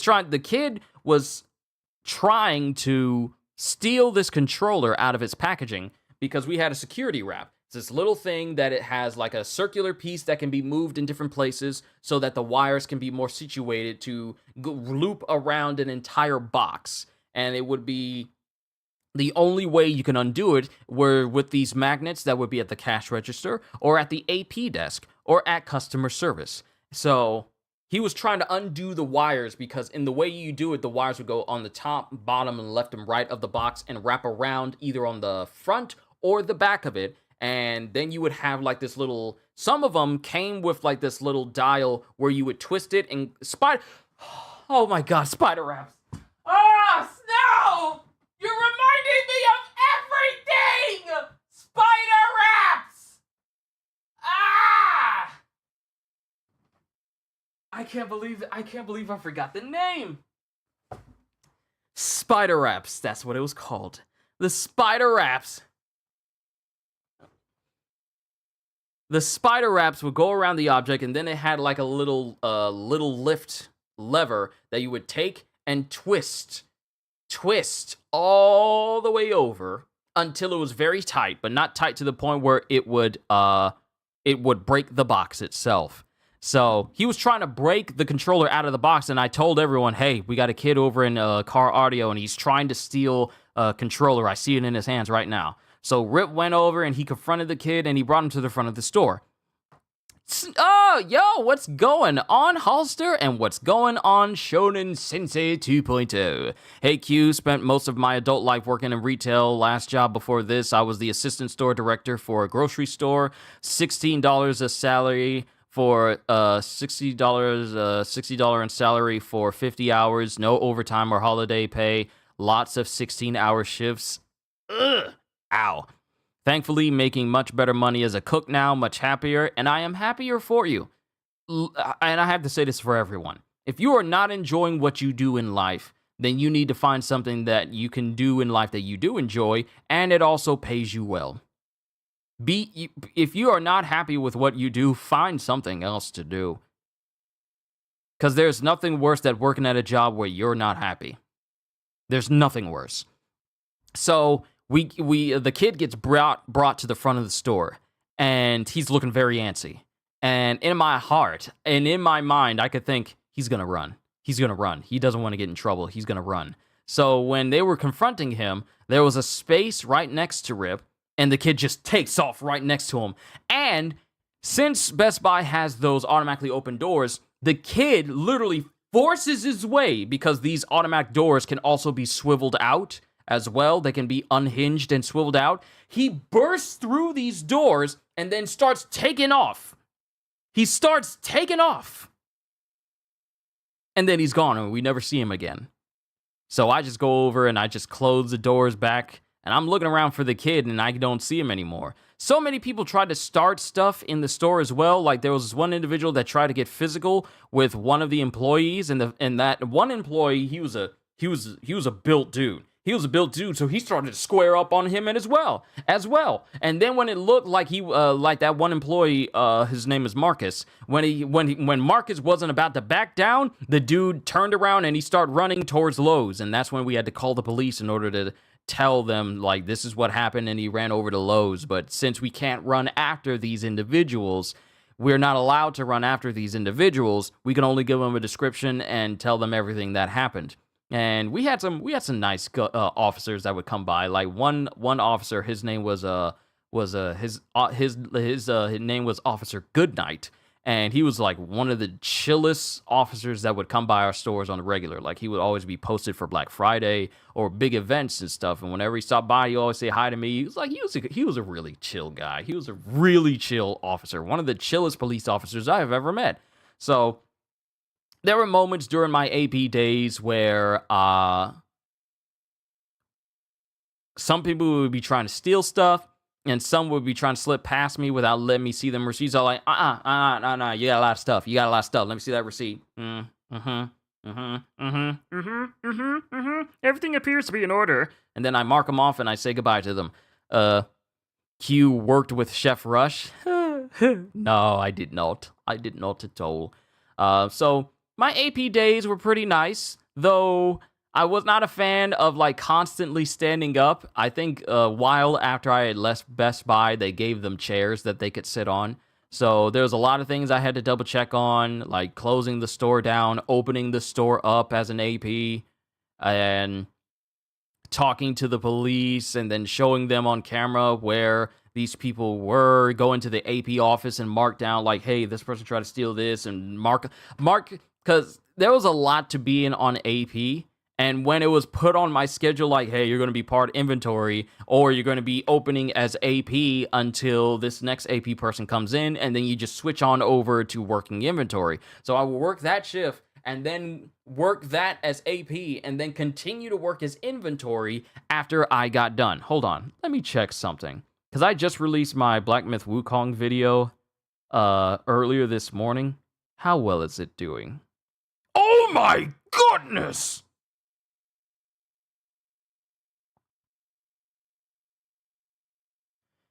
Yeah, the video's doing pretty well. It's doing pretty good. So, yeah. So, my AP days, I didn't have anything that was too crazy. A lot of the times I would be up there and I would be reading. I would be reading Lord of the Rings while I was up there when there was nothing to do at AP office, even though I was supposed to be keeping an eye on the cameras, making call outs for everyone, like, hey, we're doing this, we're doing that, we're doing this. Hey, do I got anyone over in customer service? I got someone looking for help, or doing this, talking on the radios. You know, some of the radios were good, and you would have them in one ear and you would have them clip on to the side. Got to make sure that you have the channel that goes into the earpiece and not audibly where customers could hear you. But, bro, I spit out my water. Look, I'm kind of shocked that I'm not, you know what? I'm not going to say, Aw, that's so nice. So, Officer Goodnight sounds cool. It would make for a great title for a show, film, or book. Yeah, he had a name that was meant for books and stuff. But real quick, I got a comment here on my Black Myth Wukong final trailer reaction, and it says, "Hey, bro, I'm a fan of yours on Bilibili," which is essentially the Chinese version of YouTube over there. I am looking forward to your live stream playing this game, because there's a lot of people on Bilibili who apparently know of me, and it's a shock. Wow. How many comments? Love from Bilibili, love from China. Wow, that's a lot. Okay, I'll look at this later. We're talking about my retail jobs from the past. Oh my goodness. Wow. That video did very well. In comparison to a lot of the stuff that it did very well. But let me see. My time as AP was actually pretty mellow for the most part. Sometimes I'd be making origami cranes out of sticky notes, and you know sticky notes, they're about that big. I learned how to make cranes, like actual cranes, out of sticky notes, and I would put them around the AP desk because that would be something that I could do to relax when the day wasn't too strenuous and it didn't require my attention too much. So I would do that. Sometimes when I would leave the desk, I would find those cranes gone, and I'm thinking, oh, so y'all don't like art, because the other AP, the AP lead, she would be okay with them, and she was all like, "You made that?" And it's all like, "Oh, that's cool." And she was nice. She was nice. Uh, she was nice to work with, and she would teach me all sorts of things about being AP and everything that I needed to know. And we had multiple people that would be covering AP as well. I had two women that was there. One name was Ansley, and the other name was Jessica. They were both incredible people. I loved working with them. They taught me so much, especially when I wasn't an AP lead. They were very chill people to work with. Great people. I love them both.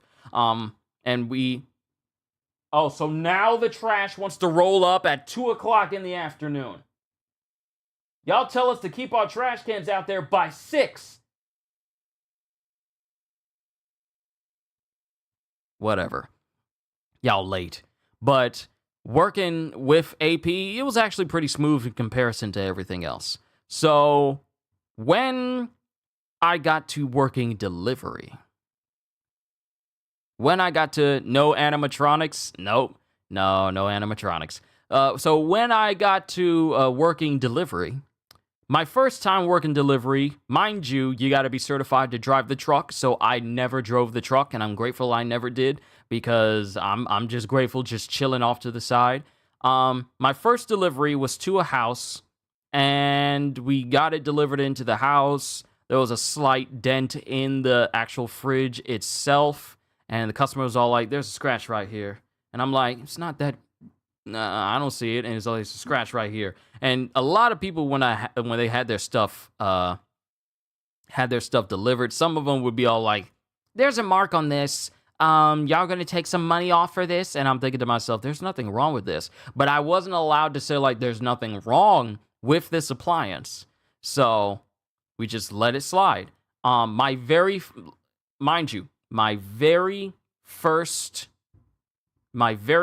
outing for delivery, it's not supposed to go all day. It's not supposed to. But we didn't get back to the store until after the store closed. And we were out so late that our manager, one of the store managers, was almost ready to call the police to try and find us because we were out that long. But it's because of all the places we went to on my very first outing as a delivery person that we took so long. We delivered a French door refrigerator, because those are fun to lift. We delivered a French door refrigerator to a brand new house. It was so new that they haven't even had the water turned on the place yet. There was literally nothing in the house. They had an exposed hose for the fridge to be attached to, and that was it. It was a multi-layered house. It was, might as well call it a condo, because it pretty much looked like a condo. And we delivered it there. And the only way up to the house in order to get the French door refrigerator into the house was up a very steep hill. Now, mind you, when it comes to delivering refrigerators, you don't have an automated dolly or anything of that nature. You have a regular physical dolly. A physical dolly where it's just two big wheels and you use your own strength to go back and forth with it and move it. And that's it. We had to push this French door refrigerator up the stairs. Well, not up the stairs, but up the driveway, which was already steep enough as it was. Can I just say I go for the scratch and dent appliances that other people don't want? They're brand new, but because it has a nickel-sized dent on the back side of the fridge, it was defective. That's how people behaved. They looked at it and it says like, "There's something wrong with my fridge. It has a scratch on this side." You're sliding your fridge into an alcove that is going to be blocked by an entire wall. The whole point of it having a scratch on the side is not going to be noticed by anyone unless they can see through walls. But I couldn't voice my opinion on this. So we delivered a TV to this house up the hill, and it took a long time to do. It took a long time because they had multi section stairs where you would go up one set and then turn, and you would go up one set and then turn and then go up another set, and then you're inside the house. So we had to spend a lot of time there at this house just getting the water turned on so it could be hooked up. It could be.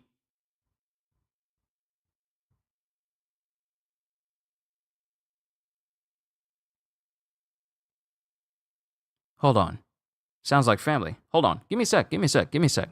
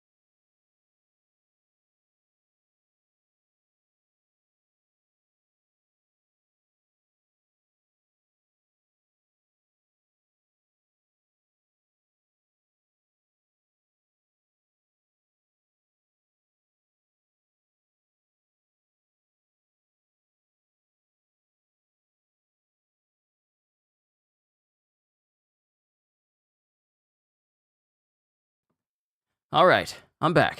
Sorry about that. Let me see. Let me see.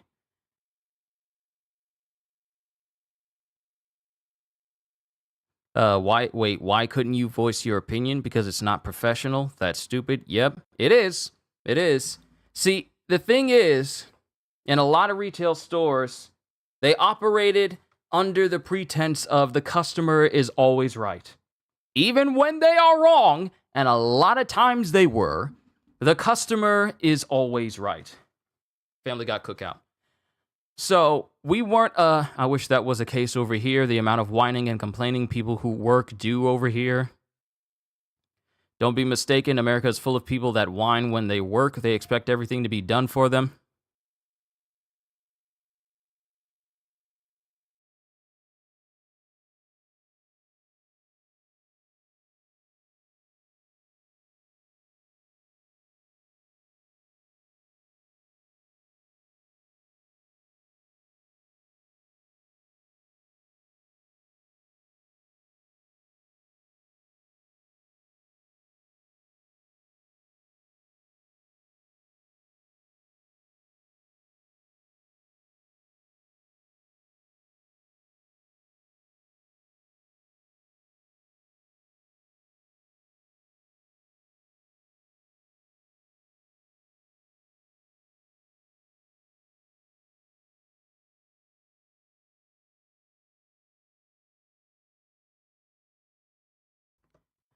I apologize. I know I'm stepping away a lot. I got food right here. And I've spent at least almost 2 hours just talking about my time at Best Buy. Home goods probably won't take as long, and neither will Harris Teeter, because Harris Teeter will lead into like where I ended up in life and why I'm here. But during some of my deliveries, we would go to, my GM used to say the customer is always right until they are wrong, and it's okay to tell them that. We never got that memo. We never got that. We never got a chance to just voice like, hey, you're wrong. Shut up. No, not telling them to shut up, but a lot of customers would be difficult or not even care and just expect us to put their fridge or appliance inside of their house. There was a time when we had to go up to the third floor of an apartment complex and deliver a washer and dryer to this place. And we had to use something called a four-arm forklift. Now, many of you know this is the thing I described to you where you take these very long, tough, thick bands, and they would have loops on the ends that you would put on your forearm, not in the crease of your forearm, but you would pretty much put it around this section of your arm. And then you would have this underneath the item in question. And then when it was time for you to lift it, you would just use the force of your arms to just basically lift the item up. And when you had another person on the other end, you would just easily lift this thing up with your arms. And it wouldn't be like you're just like struggling to hold on to it, because all you had to do was just use like the pushing force of just like lifting it with the other person in order to lift this thing. There were so many moments where we had to go upstairs with appliances, and going to the third floor of an apartment building was and you feel like your bones are going to snap. In some cases it felt like it was very, very heavy, but in other times you had it placed on the I want to call it the sweet spot on your arm where you could just lift it and you really didn't feel anything at all, especially when you was positioned correctly, so you didn't feel too much. But taking entire appliances up an entire complex building and then getting to the top floor and you're going up all of these stairs, because going upstairs with appliances is nasty. It's not comfortable at all, because one, you're going up high, and mind you, this is still me who hadn't gotten over like great heights yet, so I'm looking over. Your delivery people go upstairs. Yeah, we had to go upstairs. If the person was situated in a location where the object in question had to go up anywhere, we had to go up there. If they were at the top floor of an apartment building, we had to go up there. Thankfully, we never delivered to a location delivered to a location where the only way up was an elevator. And I'm so glad I never got that far. She only said that because she got tired of them trying to get over on us with returning wrong items in the boxes with the receipt. Because customers did try to get one over on us. All like, this item doesn't work. Where's the item? I don't have the receipt. Well, we can't give you a new item. Why? You should have my name in the system. No receipt, no item. How can I trust you to say that what you're telling me is true? So one significant thing about that French door TV that I mentioned is it was a brand new house, brand new couple. And fast forward like several months, and two of the delivery guys goes out to that same house to get some appliances out of the house. And apparently things did not go well with that couple because they were both there strung out. I mean exactly how it sounds. They were strung out. The house was destroyed. It didn't even look as good. It didn't look as if people were truly living there. They both were strung out on drugs. The house was so clean when we first got there. Walls pristine and white. Floors glistening as if it was just glazed over with water protection mahogany sauce. And the delivery dudes go to that house later on that year, and the whole house is just a complete polar opposite to where it was before. So yeah, kitty, yeah. So it was an interesting conversation finding out about what happened to that couple that we delivered a French door refrigerator to. A year hadn't even passed, and they were just out of it. I don't know the full story, but if the two delivery drivers are anything to go by, and I trusted them, yeah, the things did not exactly go well for them. So, yeah. So, another thing that still is in my mind, and my mind refuses to let me forget the smell of this place.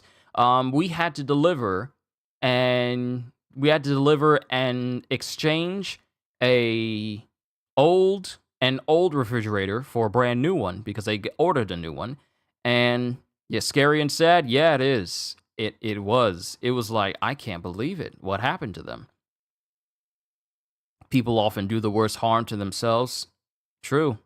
So, one location we delivered to was apparently some sort of cat sanctuary. And what made this worse was you could tell it was a cat sanctuary because it smelled like cats. What made it worse was it was raining that morning. It was raining, so it smelled like wet cats and cat food and litter boxes. The whole place smelled disgusting. So I did my best to hold my breath whenever we worked, whenever we went into the house, because it smelled worse outside, because that's where they fed all the cats. So many dishes outside, litter boxes all around the area, and it was all around the area, but it was under places where it was dry because cats can't use the bathroom when it's wet. Apparently, I don't know. I don't own a cat, so I don't know truly. But we went there. Yeah, you remember the story. We went there to take out a refrigerator. And the spaces that we had to move the refrigerator into was basically like solid brick walls. They were just brick walls. It wasn't just like walls like that. It was actual brick inside the house. So we had to be extra careful not to scuff up this nice stainless steel refrigerator that had to go in place with the old, dingy, white, decrepit one that we had to take out. Another thing that we had to deliver was a meat locker, or at least remove it, because apparently someone had forgotten that they left meat inside this meat locker for it to be taken away to the dump for us to take with us, and apparently there was meat inside. Old meat, because the meat locker was unplugged. Don't know how long it was unplugged, but there was meat inside. And it was left in a garage. And it was hot outside. So we had to wait for the meat to be removed, and the smell stuck to that meat locker for the remainder of the day until we got to the dump and got rid of it. So that was pleasant. And you all know the story, the one that I remember the most, the one that I come back to the most for my delivery days. Maggots, I wouldn't know. I didn't look inside. It ain't my business. I didn't mess with that. And actually, no, I wasn't part of the delivery team that got that meat locker. The delivery team was telling me of how they had to remove that meat locker out, and it still had meat inside. I would have definitely remembered what the meat would have looked like inside it as well, because that smell would have probably still been in my memory banks, along with the smell of cats outside. But it was an extreme example of dry aging and jerky. But yeah. So, many of you know this delivery story of when I went to deliver the Creepy Wood story. Yes. When we had to deliver a refrigerator and exchange it for a house that was deep in the woods. It was so far out that not only did we kind of lose phone service, but we also had to drive deep into this wooded area where the front gate of it said no trespassing. The street lights were very few. The only lights we had was just like the one place street light, and then another one halfway down, more than a mile, almost a half a mile down the road. So everywhere we looked was dark. It was nothing but woods. I couldn't see anything in the woods. I couldn't tell if anything was looking at me through the woods. So we got there, and the home is a cabin in the woods. The only light that you could see was at the front porch and the back porch, and the little bit of light that we had inside. And we had to exchange a TV. We had to exchange a refrigerator out. And there's a lot of refrigerator stories, but this one stuck out to me the most. So already, my black folk senses is already going off. It's not like nope, can't be here. I don't like it. Zoinks, jinkies, cheapers. Nope, can't do it. I can't do it. No, I don't need to be out there. I don't need to be outside. Black folk senses is acting up, fight or flight, and I'm saying fly away. I just fly like an eagle. Then I go back home. So we were outside, and it was late at night. It was dark. Into the abyss. And it was dark outside. I couldn't see anything. Kyushu, you gonna say the president's daughter? My date with the president's daughter.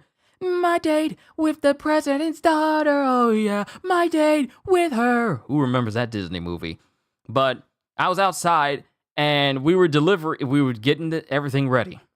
We made sure that the back of the truck was directly in the light, because the driver who was with me, he was a brother as well, and we both gave each other the eye, like, yeah, let's get this done right now. Let's get this done right now. I said, like, hey. Nobody came to you and says, yes, walk this way. Nope, because I would have flew home. I would have spontaneously gained the ability to levitate, and I would have flown home. Let somebody come out their house and, yes, right this way. No. I wouldn't have done that. Dude, I'm sure Q would have been running. I would have been running. Are you telling me that the eyes in a haunted hill story? No. This is the wood story. This is the wood story. Also, CDs, it's great to see you as always. I'm talking about when we went into the woods. It was like this relatively old age couple who was living there, and they was living in this big log house. I wouldn't call it a true log house, but it was like a big house cabin, as it were. It was 2-story house cabin, and we had to get the fridge, and we had to take it from inside the house and take it outside. And every time I went outside, I was looking around all the time. I didn't do this with any other delivery except for this one. This is the one where my fight or flight senses were sensitive, and I was very cognizant of, like, I'm right here. Who else is here with me? What's going on? And I would be looking around. And anytime I had to go back inside of the truck cab, I would make sure I go in there, I would lock the doors, and I would turn the lights off. If I had to look at my phone, I would turn it on and I would turn the brightness all the way down so I would not draw attention to myself because I was scared out of my mind being out there. Because I'm like, and the thing is, the woods started immediately around the house. It wasn't like a patch of like flat grass or whatever around the house and then it turned into woods. The woods literally lined the house. It lined the house itself. The front of the house, it had like a big patch of gravel where people could park or whatever, but outside of that, it was just nothing but lined trees. And I was just constantly looking towards the streets, wondering, I really hope there's nothing looking at me through these woods, because if there is, I'm out. I'm out. I was scared out of my mind to be there. And you know, I'm a little bit older. I done bulked up a little bit. I can handle heavy stuff now. I'm strong. But the senses in me, the black folk senses in me was saying like, nah, son, you got to go. So as soon as we put that refrigerator up, I looked at Ron and says like, let's go. Let's go. We ain't coming back. We ain't coming back. And he looked at me and said like, nah, we ain't coming back. We ain't coming back. When we drove and we got back to civilization, I was thinking, I was like, thank God. Thank God we're back. Thank God we're back. And we never had a delivery go to that house ever again. It was stressful. See, I was watching, I remember Dog Soldiers. I remember all these different werewolf movies. I'm sorry, Q, but your face is showing heavy PTSD. Look, just remembering. It was all like, no, we ain't never coming back. We ain't never coming back. Kyushu must have thought that Chai from Shenmue was gonna jump him and take his ticket to Hong Kong. No, I was thinking of Dog Soldiers, where those werewolves were in the woods chasing all those men down. And there was like a werewolf in the backseat of the dude's truck, and he was just breathing. And you could see the breath come out next to him. I was thinking like, please, we gotta go. We gotta go. Hey, do you need me? Do you need me in this house? Do you need me in this house? No, I'm going in the truck. I'm locking the truck. And when you get close, I'm going to unlock it. Then I'm going to need you to lock the door behind you. Is it time to go? There's no need for me to be in this house with you, because if we get got, I don't want to get got at the same time as another person. I want to at least give myself a fighting chance. I will learn how to drive a truck. It's a stick shift too. I will learn how to drive a truck. Do not put me in that situation. So we got out, we got back, and we never spoke of it again.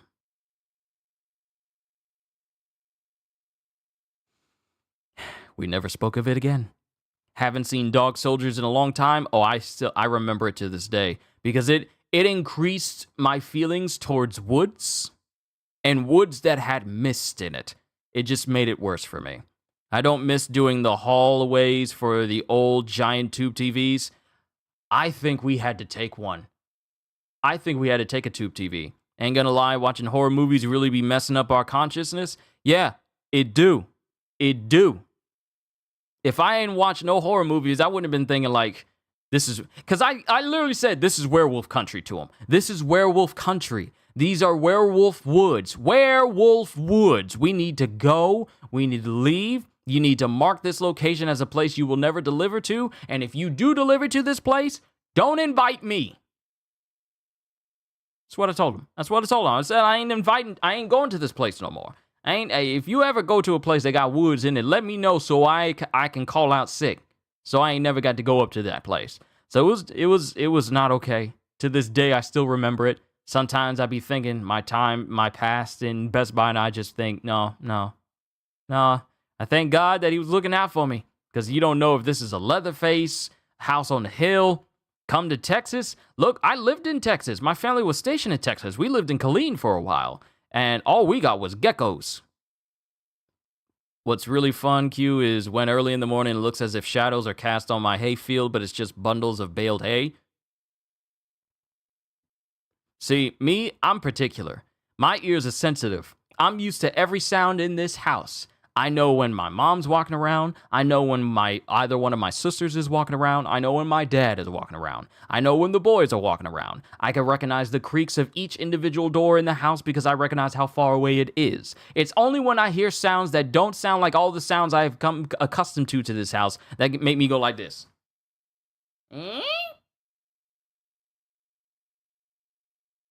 And you know, when you hear something you're not familiar with and you don't want to make noise to insinuate that you know you heard that sound, don't you be moving slow? And especially when it's dark out, you be moving slow and you try to open up and you try to crack your eye, like crack your eye so you can kind of look around but make it appear like you are completely asleep.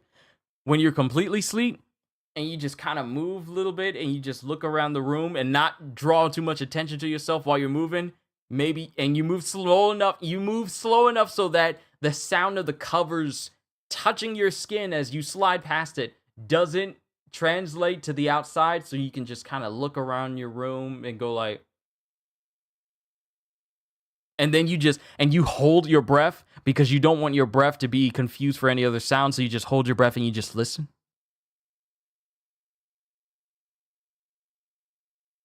That would be me. That'd be me sometimes.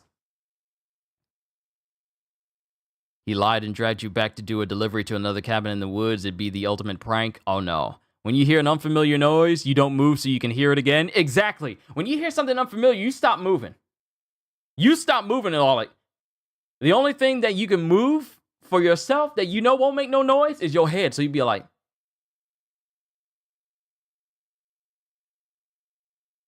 you even hold your breath a little bit so that you don't confuse yourself with your breathing and it doesn't complicate you hearing the sound. So you just like,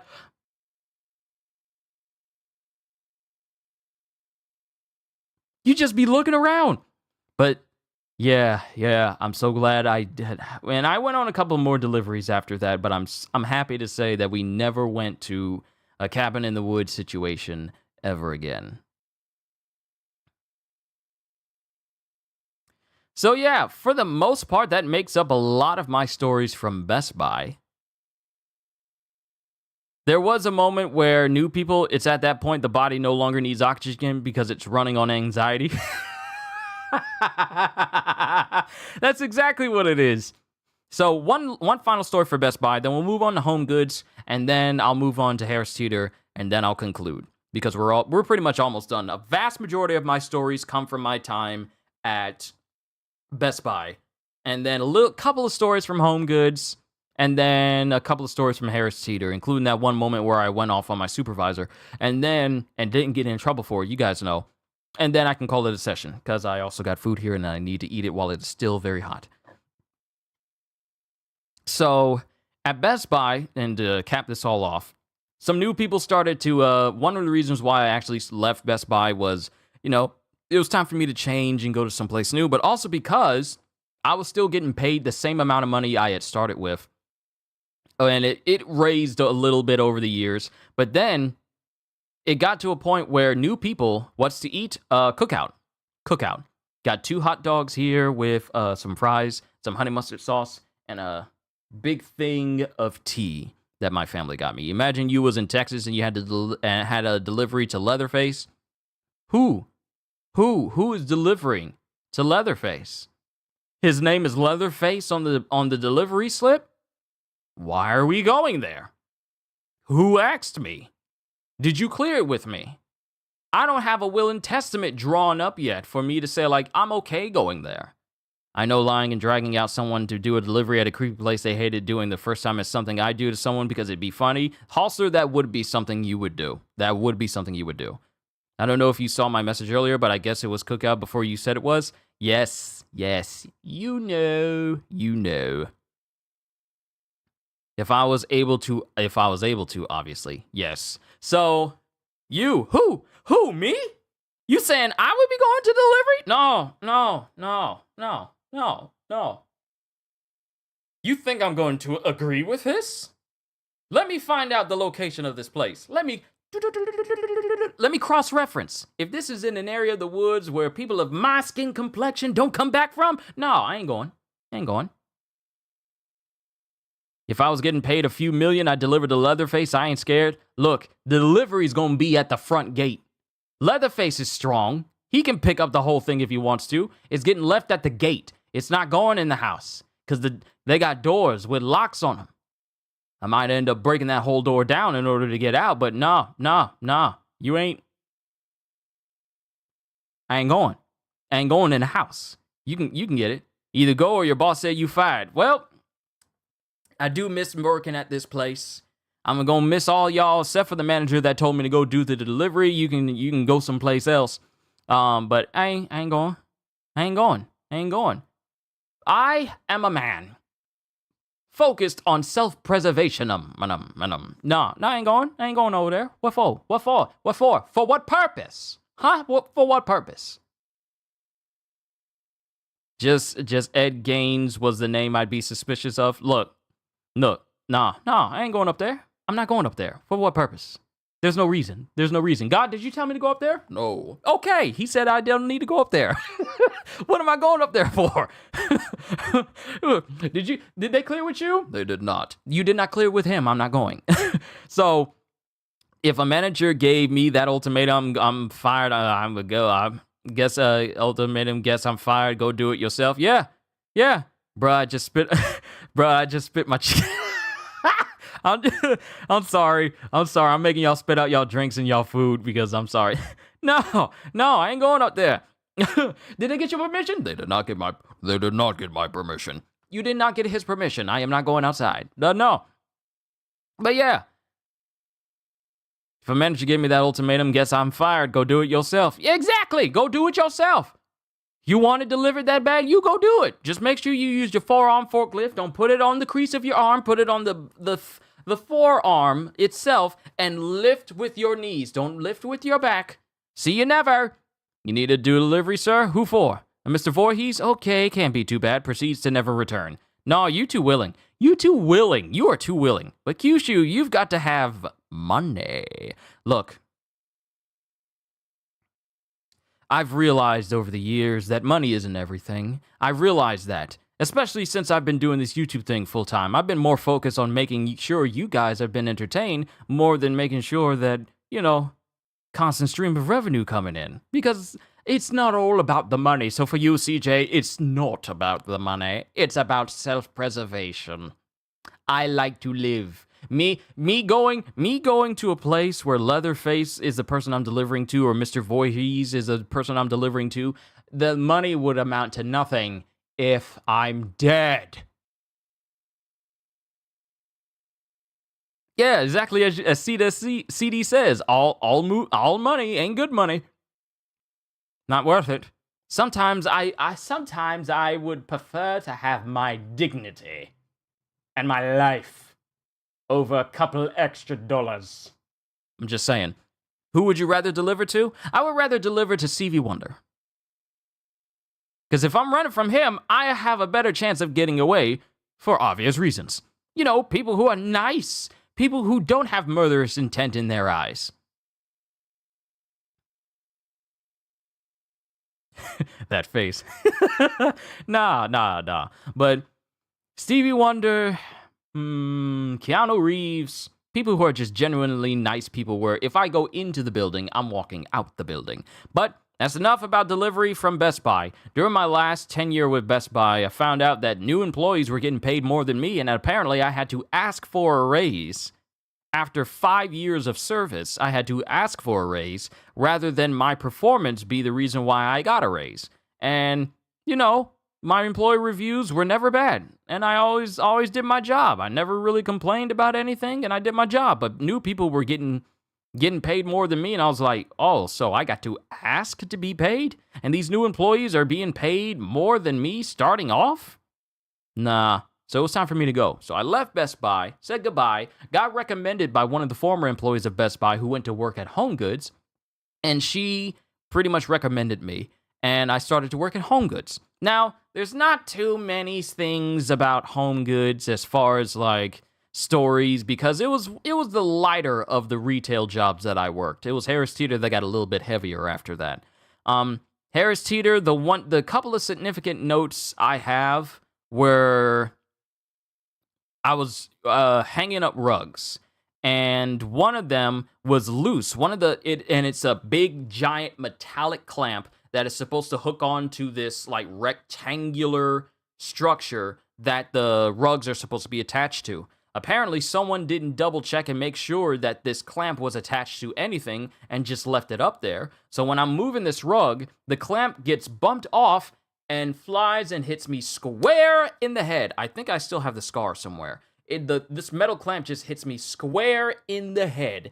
And mind you, I'm fine, but my head is bleeding and I have to put a band-aid over it. But they didn't have any small band-aid, so I had this big old massive band-aid just across my forehead.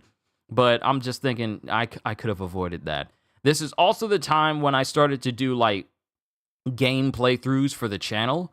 Back when I was when Neo first came out, the first Neo game. When the first Neo game came out, I was doing gameplay walkthroughs by recording videos off of my PlayStation 4, and I would save and I would upload them, and then I would make my own thumbnails from the images from my playthrough, and I would do that. And this was also around the time when I got picked up for an eBay commercial back in 2016. No, wait, not 2016. I think it was, no, it was 2016. It was either 2016 or 2018. Either one of those years. And I got picked up for a commercial for eBay. And then that's when people started to, talk to me a lot more because they're like, we saw you on TV.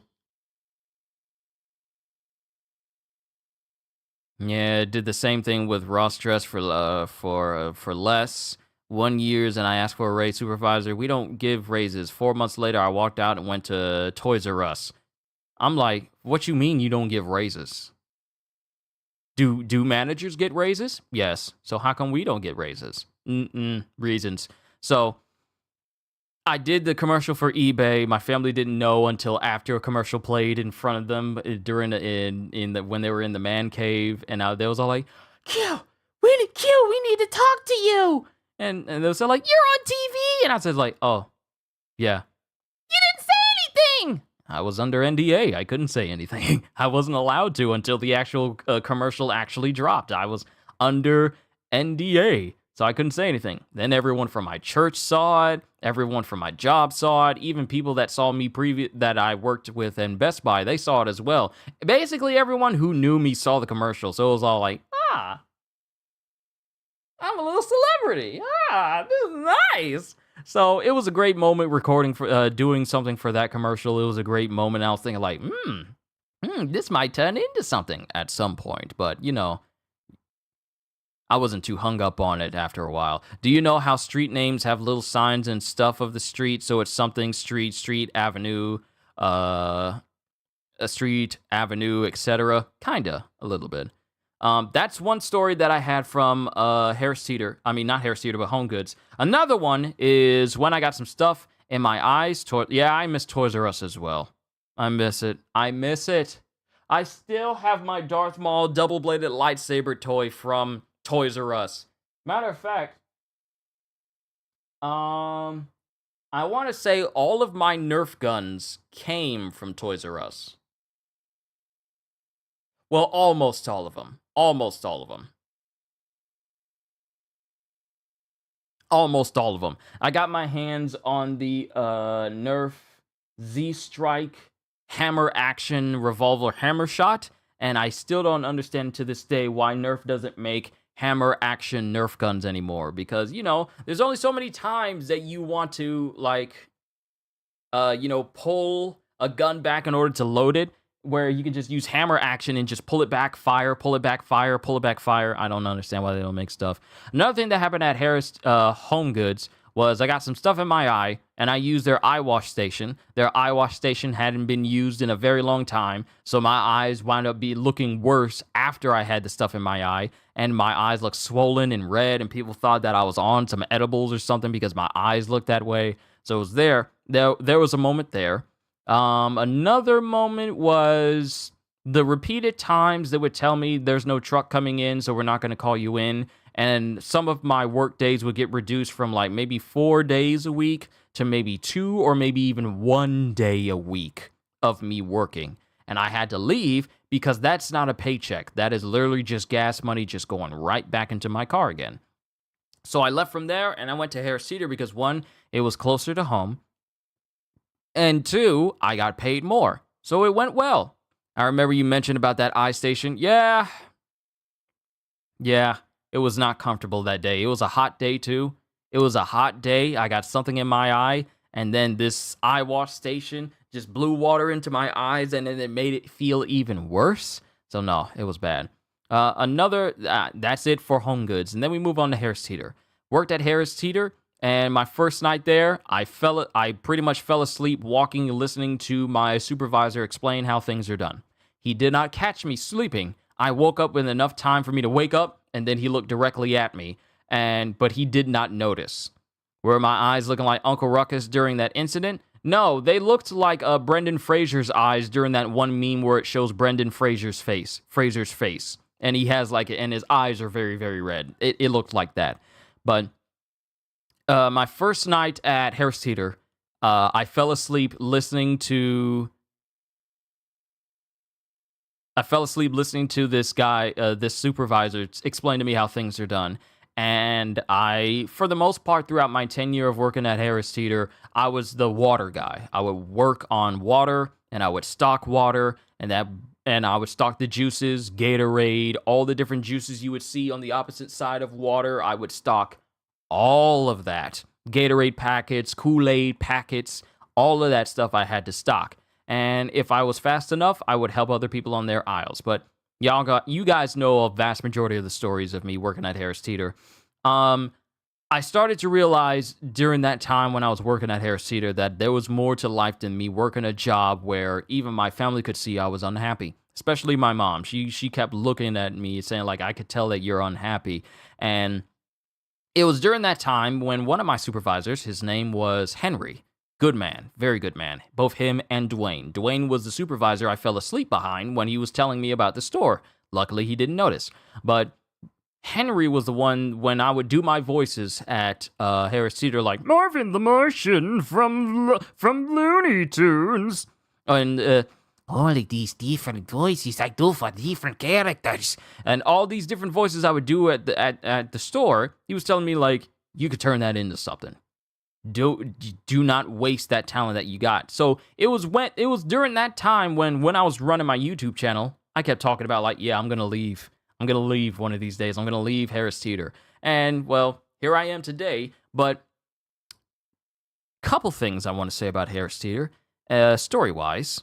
Dang, that hurt. I know your mom was hurt and seeing her baby unhappy. It was around the time when I was thinking about leaving Harris Teeter, but I didn't want to because, one, I didn't want to be seen as a freeloader at my house with not having like a regular 9-to-5 job. And I had the mentality of, like, I didn't want to disappoint my parents by not having a job that I could say, like, hey, I'm working a 9-to-5. I didn't want to disappoint them. That was the mentality that I had. And what broke me down all the way was when they said, we got your back.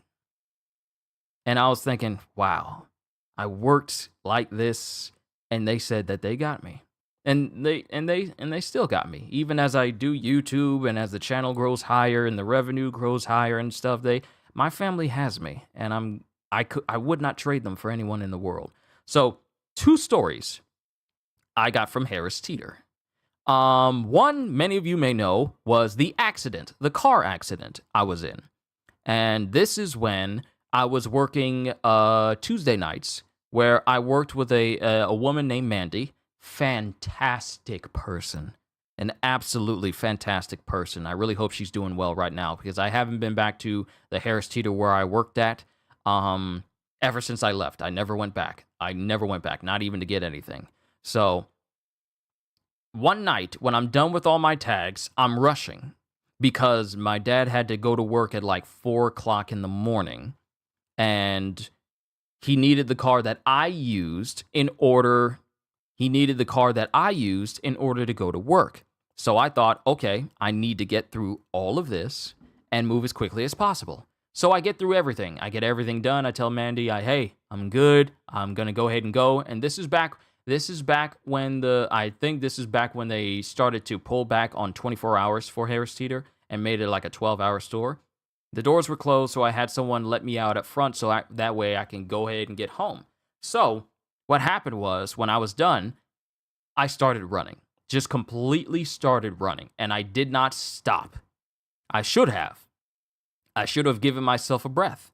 Um, I ran all the way to the back of the store, and grocery stores, they do take a hot minute for you to run from the back and then run all the way into the back of the warehouse, put your stuff away, and then run all the way towards the front of the store. I was already winded, so I had them let me out, and then I took off from the front of the store all the way across the parking lot to my car, and inside, I was wheezing, I was huffing and puffing, and I get out onto the street, and I start driving.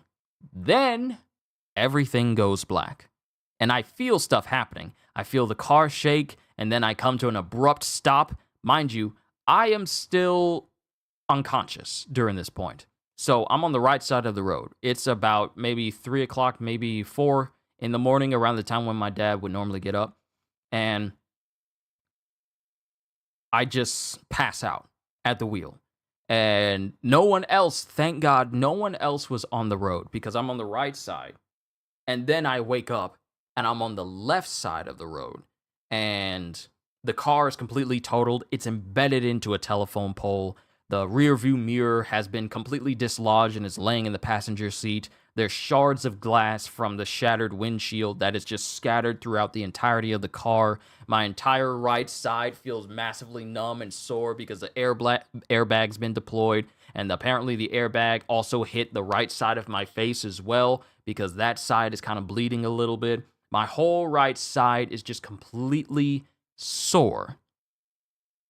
But the thing that got me was the fact that I wound up driving straight on the right side.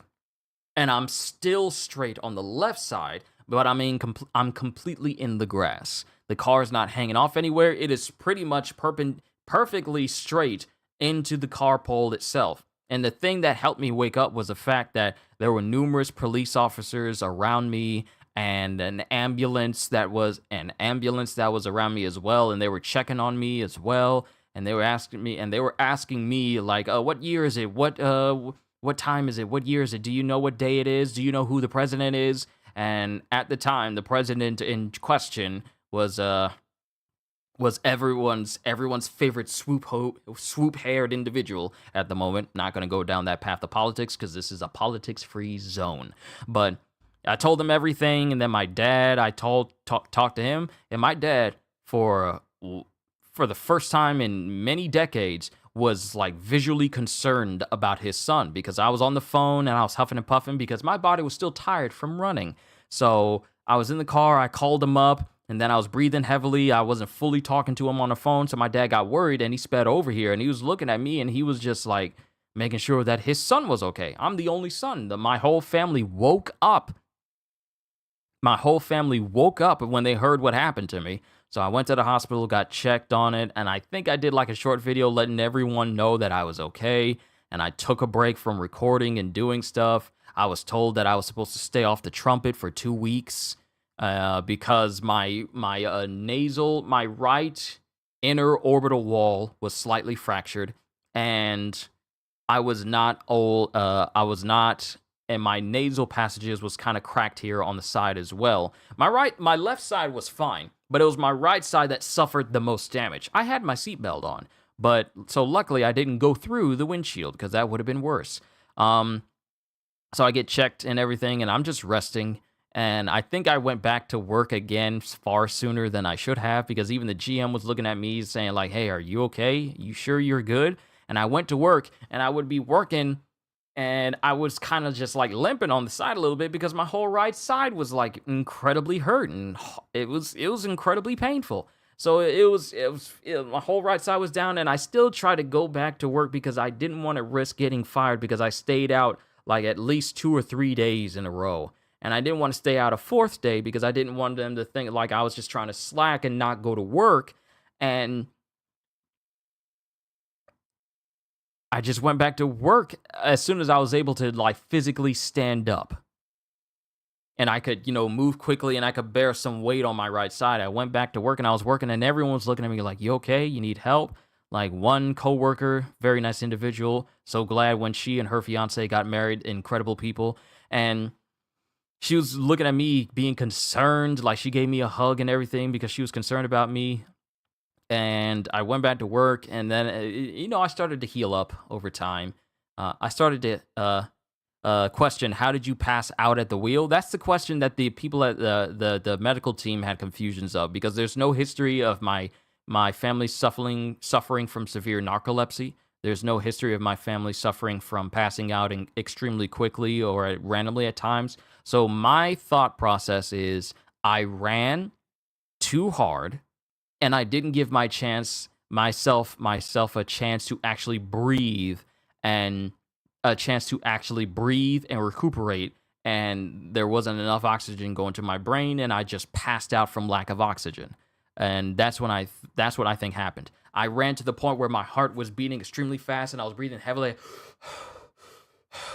And I think after doing all of that, I just flat out passed out at the wheel. So I guess I just suffered from the recoil of just like running too quickly, and then I just tried to stop, and then I just tried to forcibly breathe heavily, and I just passed out from there. That's the only thing that comes to mind, because I've never had an incident where I just passed out at any point before. That's what I think. That's what I think happened to me. I didn't have enough oxygen go to my brain, and then I just passed out from there. You were out of breath. If your brain doesn't have oxygen, you will pass out. It happened to be once in the past. It's awful. Yeah, except for me, it happened when I was driving, and I crashed. But I was able to walk away. I was able to physically get up out of my car and walk over to the ambulance, even though I was hurt a little bit. So, but yeah, I got out of it okay. I don't have any lasting effects of my right side being hurt or anything. There's a whole ordeal that went down with like insurance and stuff concerning the car, but I'm not going to get into it. It's personal. But that's one of the bigger stories about me at Harris Teeter that I remember. The second one is when I blew up at my supervisor, who I've pretty much had enough of. So it was getting earlier in the day, and with this story, I'm gonna bring my stories of how my time at Harris Teeter and everything else came to be, and then I'm gonna go ahead and eat this food that is still nice and piping hot right here. Welcome back, Kitty. You just got back to me preparing to tell the story of how I told my supervisor to be quiet, broadly in front of everyone, as loud as I could, and I didn't suffer any trouble for it. I never got reprimanded for it. So it was during a truck night. Everyone was being worked. I think we were possibly missing some people that night. And we got everything done as well. Kitty, you missed it. Q had me in tears. I did. I didn't think that my car accident story was that much of a tearjerker. But everyone around me was worried about me after the fact. People at my church, people were hugging me, making sure, because they never heard of, well, you don't need to worry about Q-Tip. He's fine. That's my nickname at church. You don't need to worry about Q-Tip. He's fine. But when they heard that I, of all people, got in a car accident, people were massively concerned because, people know me at my church. I don't do anything, but people know me. Can you make major decisions without flipping a scratched up two-headed coin? Yes. The day I start using a coin to help make my decisions is the day I go to Gotham City. Thankfully, I don't need a coin to help me make my decisions. I let Eeny, Meeny, Miny, Mo do that for me. But the night things were progressing a little bit slow because we were missing some people, and because I was taking a little bit of while, yeah, because when you mentioned your dad was worried, I just pictured myself in his shoes. Yeah, my dad was worried. It was one of the few times when he had an actual look of concern, and he actually started to get teary-eyed because I'm the only son. I'm the only one who can carry on my family name. I'm the only one who can carry that on. I'm the only boy. I'm the only grandson on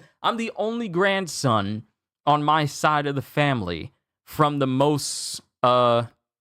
I'm the only grandson from my side of the family that comes from my mom's side of the family. So because everyone else has grandsons through different, I want to say different cousins and everything else. But as far as like the latest bloodlines, I'm like the only grandson. So it was getting later in the day, And it started to get to the morning time, and stuff still needed to be done, and we still needed to clean up a little bit before the store opened and everyone came in and started taking up more space as we tried to work. And my supervisor was getting frustrated because things were not progressing as quickly as he wanted it to. So it gets to a point where he's in the back and he has to help unload like frozen stuff like ice cream and stuff and get all that stuff sorted out. You just a rare in the family? Possibly. Maybe. Maybe. I don't know. Maybe. Maybe I'm rare, but I don't know. I don't want to beef myself up that way.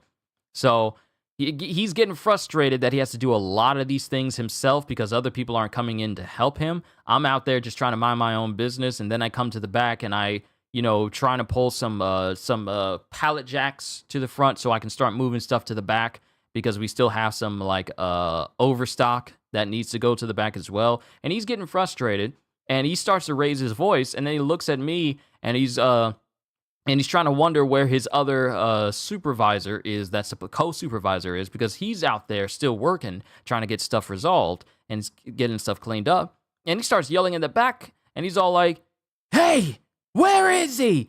Go get him!" And I'm like, and I looked at him, and I said as loud as I could, "Who do you think you're talking to?" And I said it loud enough because he was yelling at me. He was yelling at me. Mind you, I already felt some way about this dude because he showed a lot of favoritism to one particular girl there at the store when it was like weird that he showed favoritism for her. He even came in one day on his day off and helped her during a truck, but it was his day off and he came in and helped her out. But he never helped me out. He never helps anyone else out. He got some people to help him out down his aisle, but he never helped me out in a way where it's all like, yeah, you know what? Thank you for helping me out. For him, it felt like it was an inconvenience for him to help me out, even though I was the only person working down my aisle, and pulling pallets upon pallets of water out to the floor does take a considerable amount of time.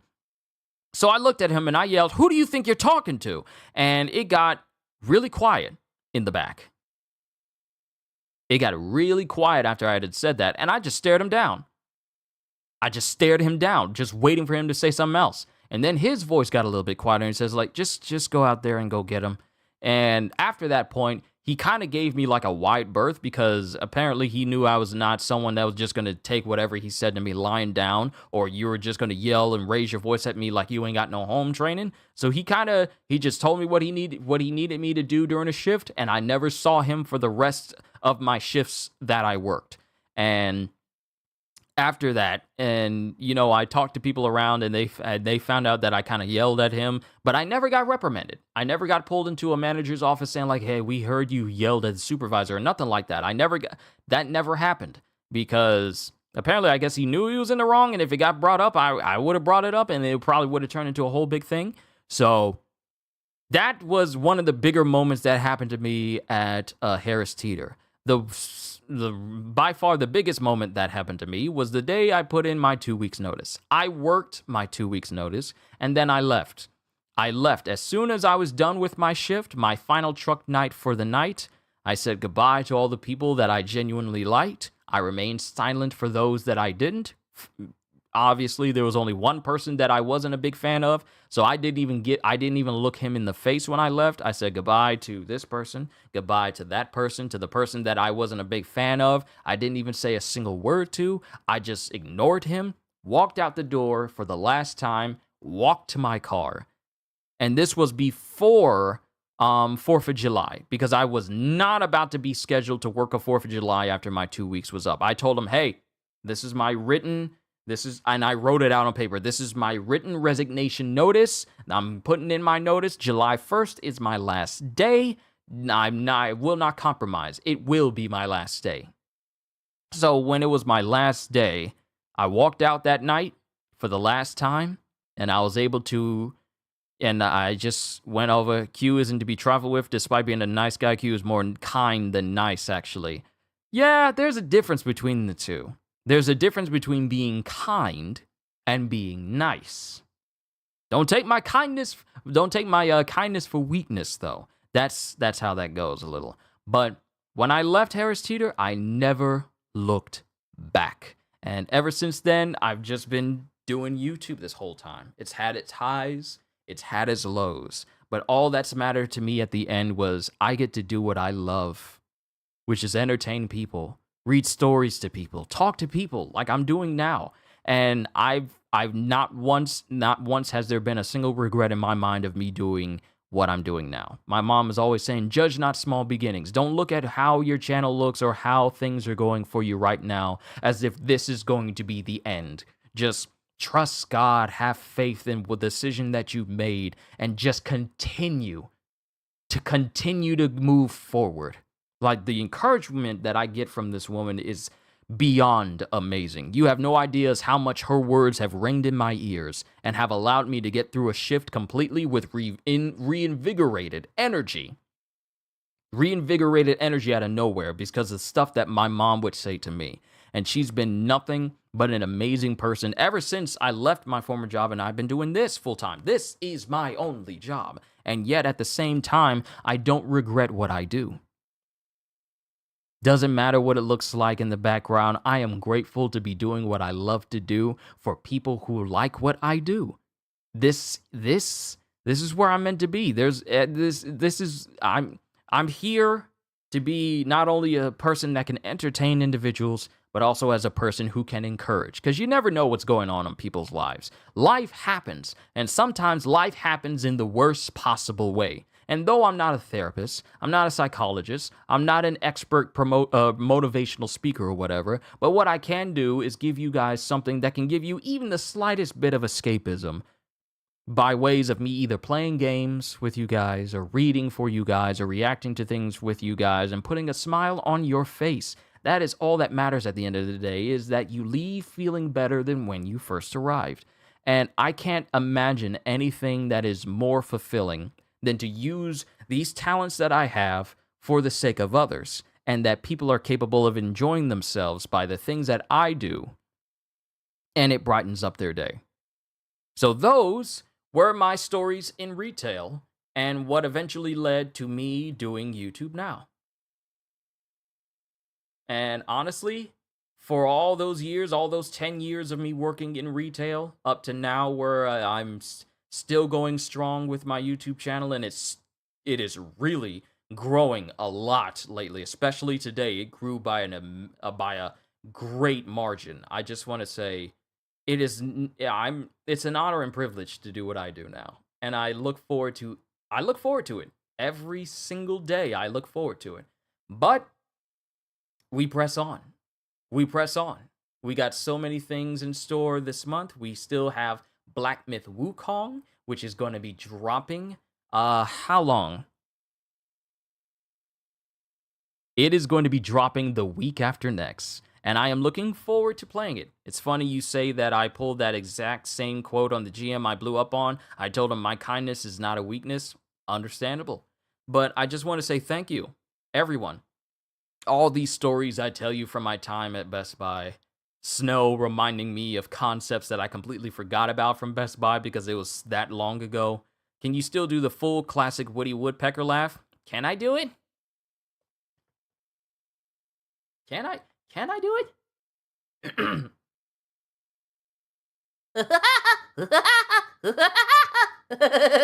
I think it's like that, but I gotta make my voice more high pitched. But I could do it. But I would have to high pitch my voice just a little bit. I think so. I think I'll work on it. I'll work on it. Yeah. Yeah, I'll work on it. But thank you everybody for, especially people who were here when I was working these jobs before, and I've been watching the stuff that I do.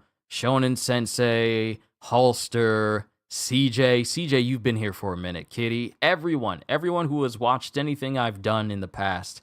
I just want to say thank you for, sticking around. This is a hard job. It's a hard job considering that there's so many people that do this on YouTube for a living, and they're much bigger than my channel is, and yet at the same time, you guys stop by to watch me. And I just want to say how grateful I am of that. And I'm looking forward to seeing this channel reach even greater heights. So I'm just grateful to have people like you that I can just entertain on a regular basis. But I'm done. It's time to eat food. Thank you, everyone. Well, gotta go. Peace to all and best wishes to everyone. Perfect timing, Kitty, because I'm about to end this myself. So, for almost 3 hours, I talked about like stories from Best Buy, Home Goods, and Harris Teeter.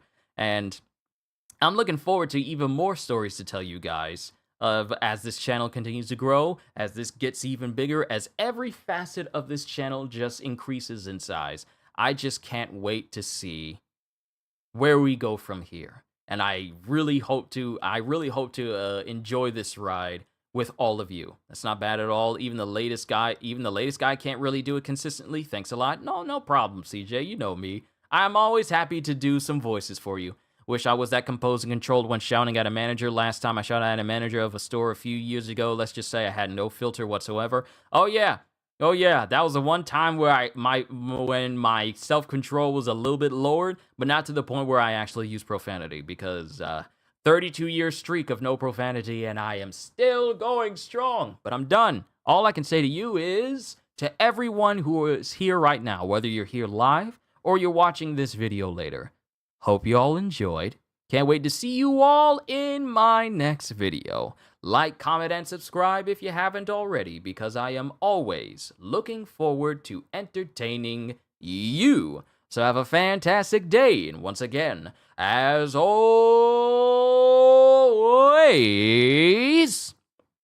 later, peoples!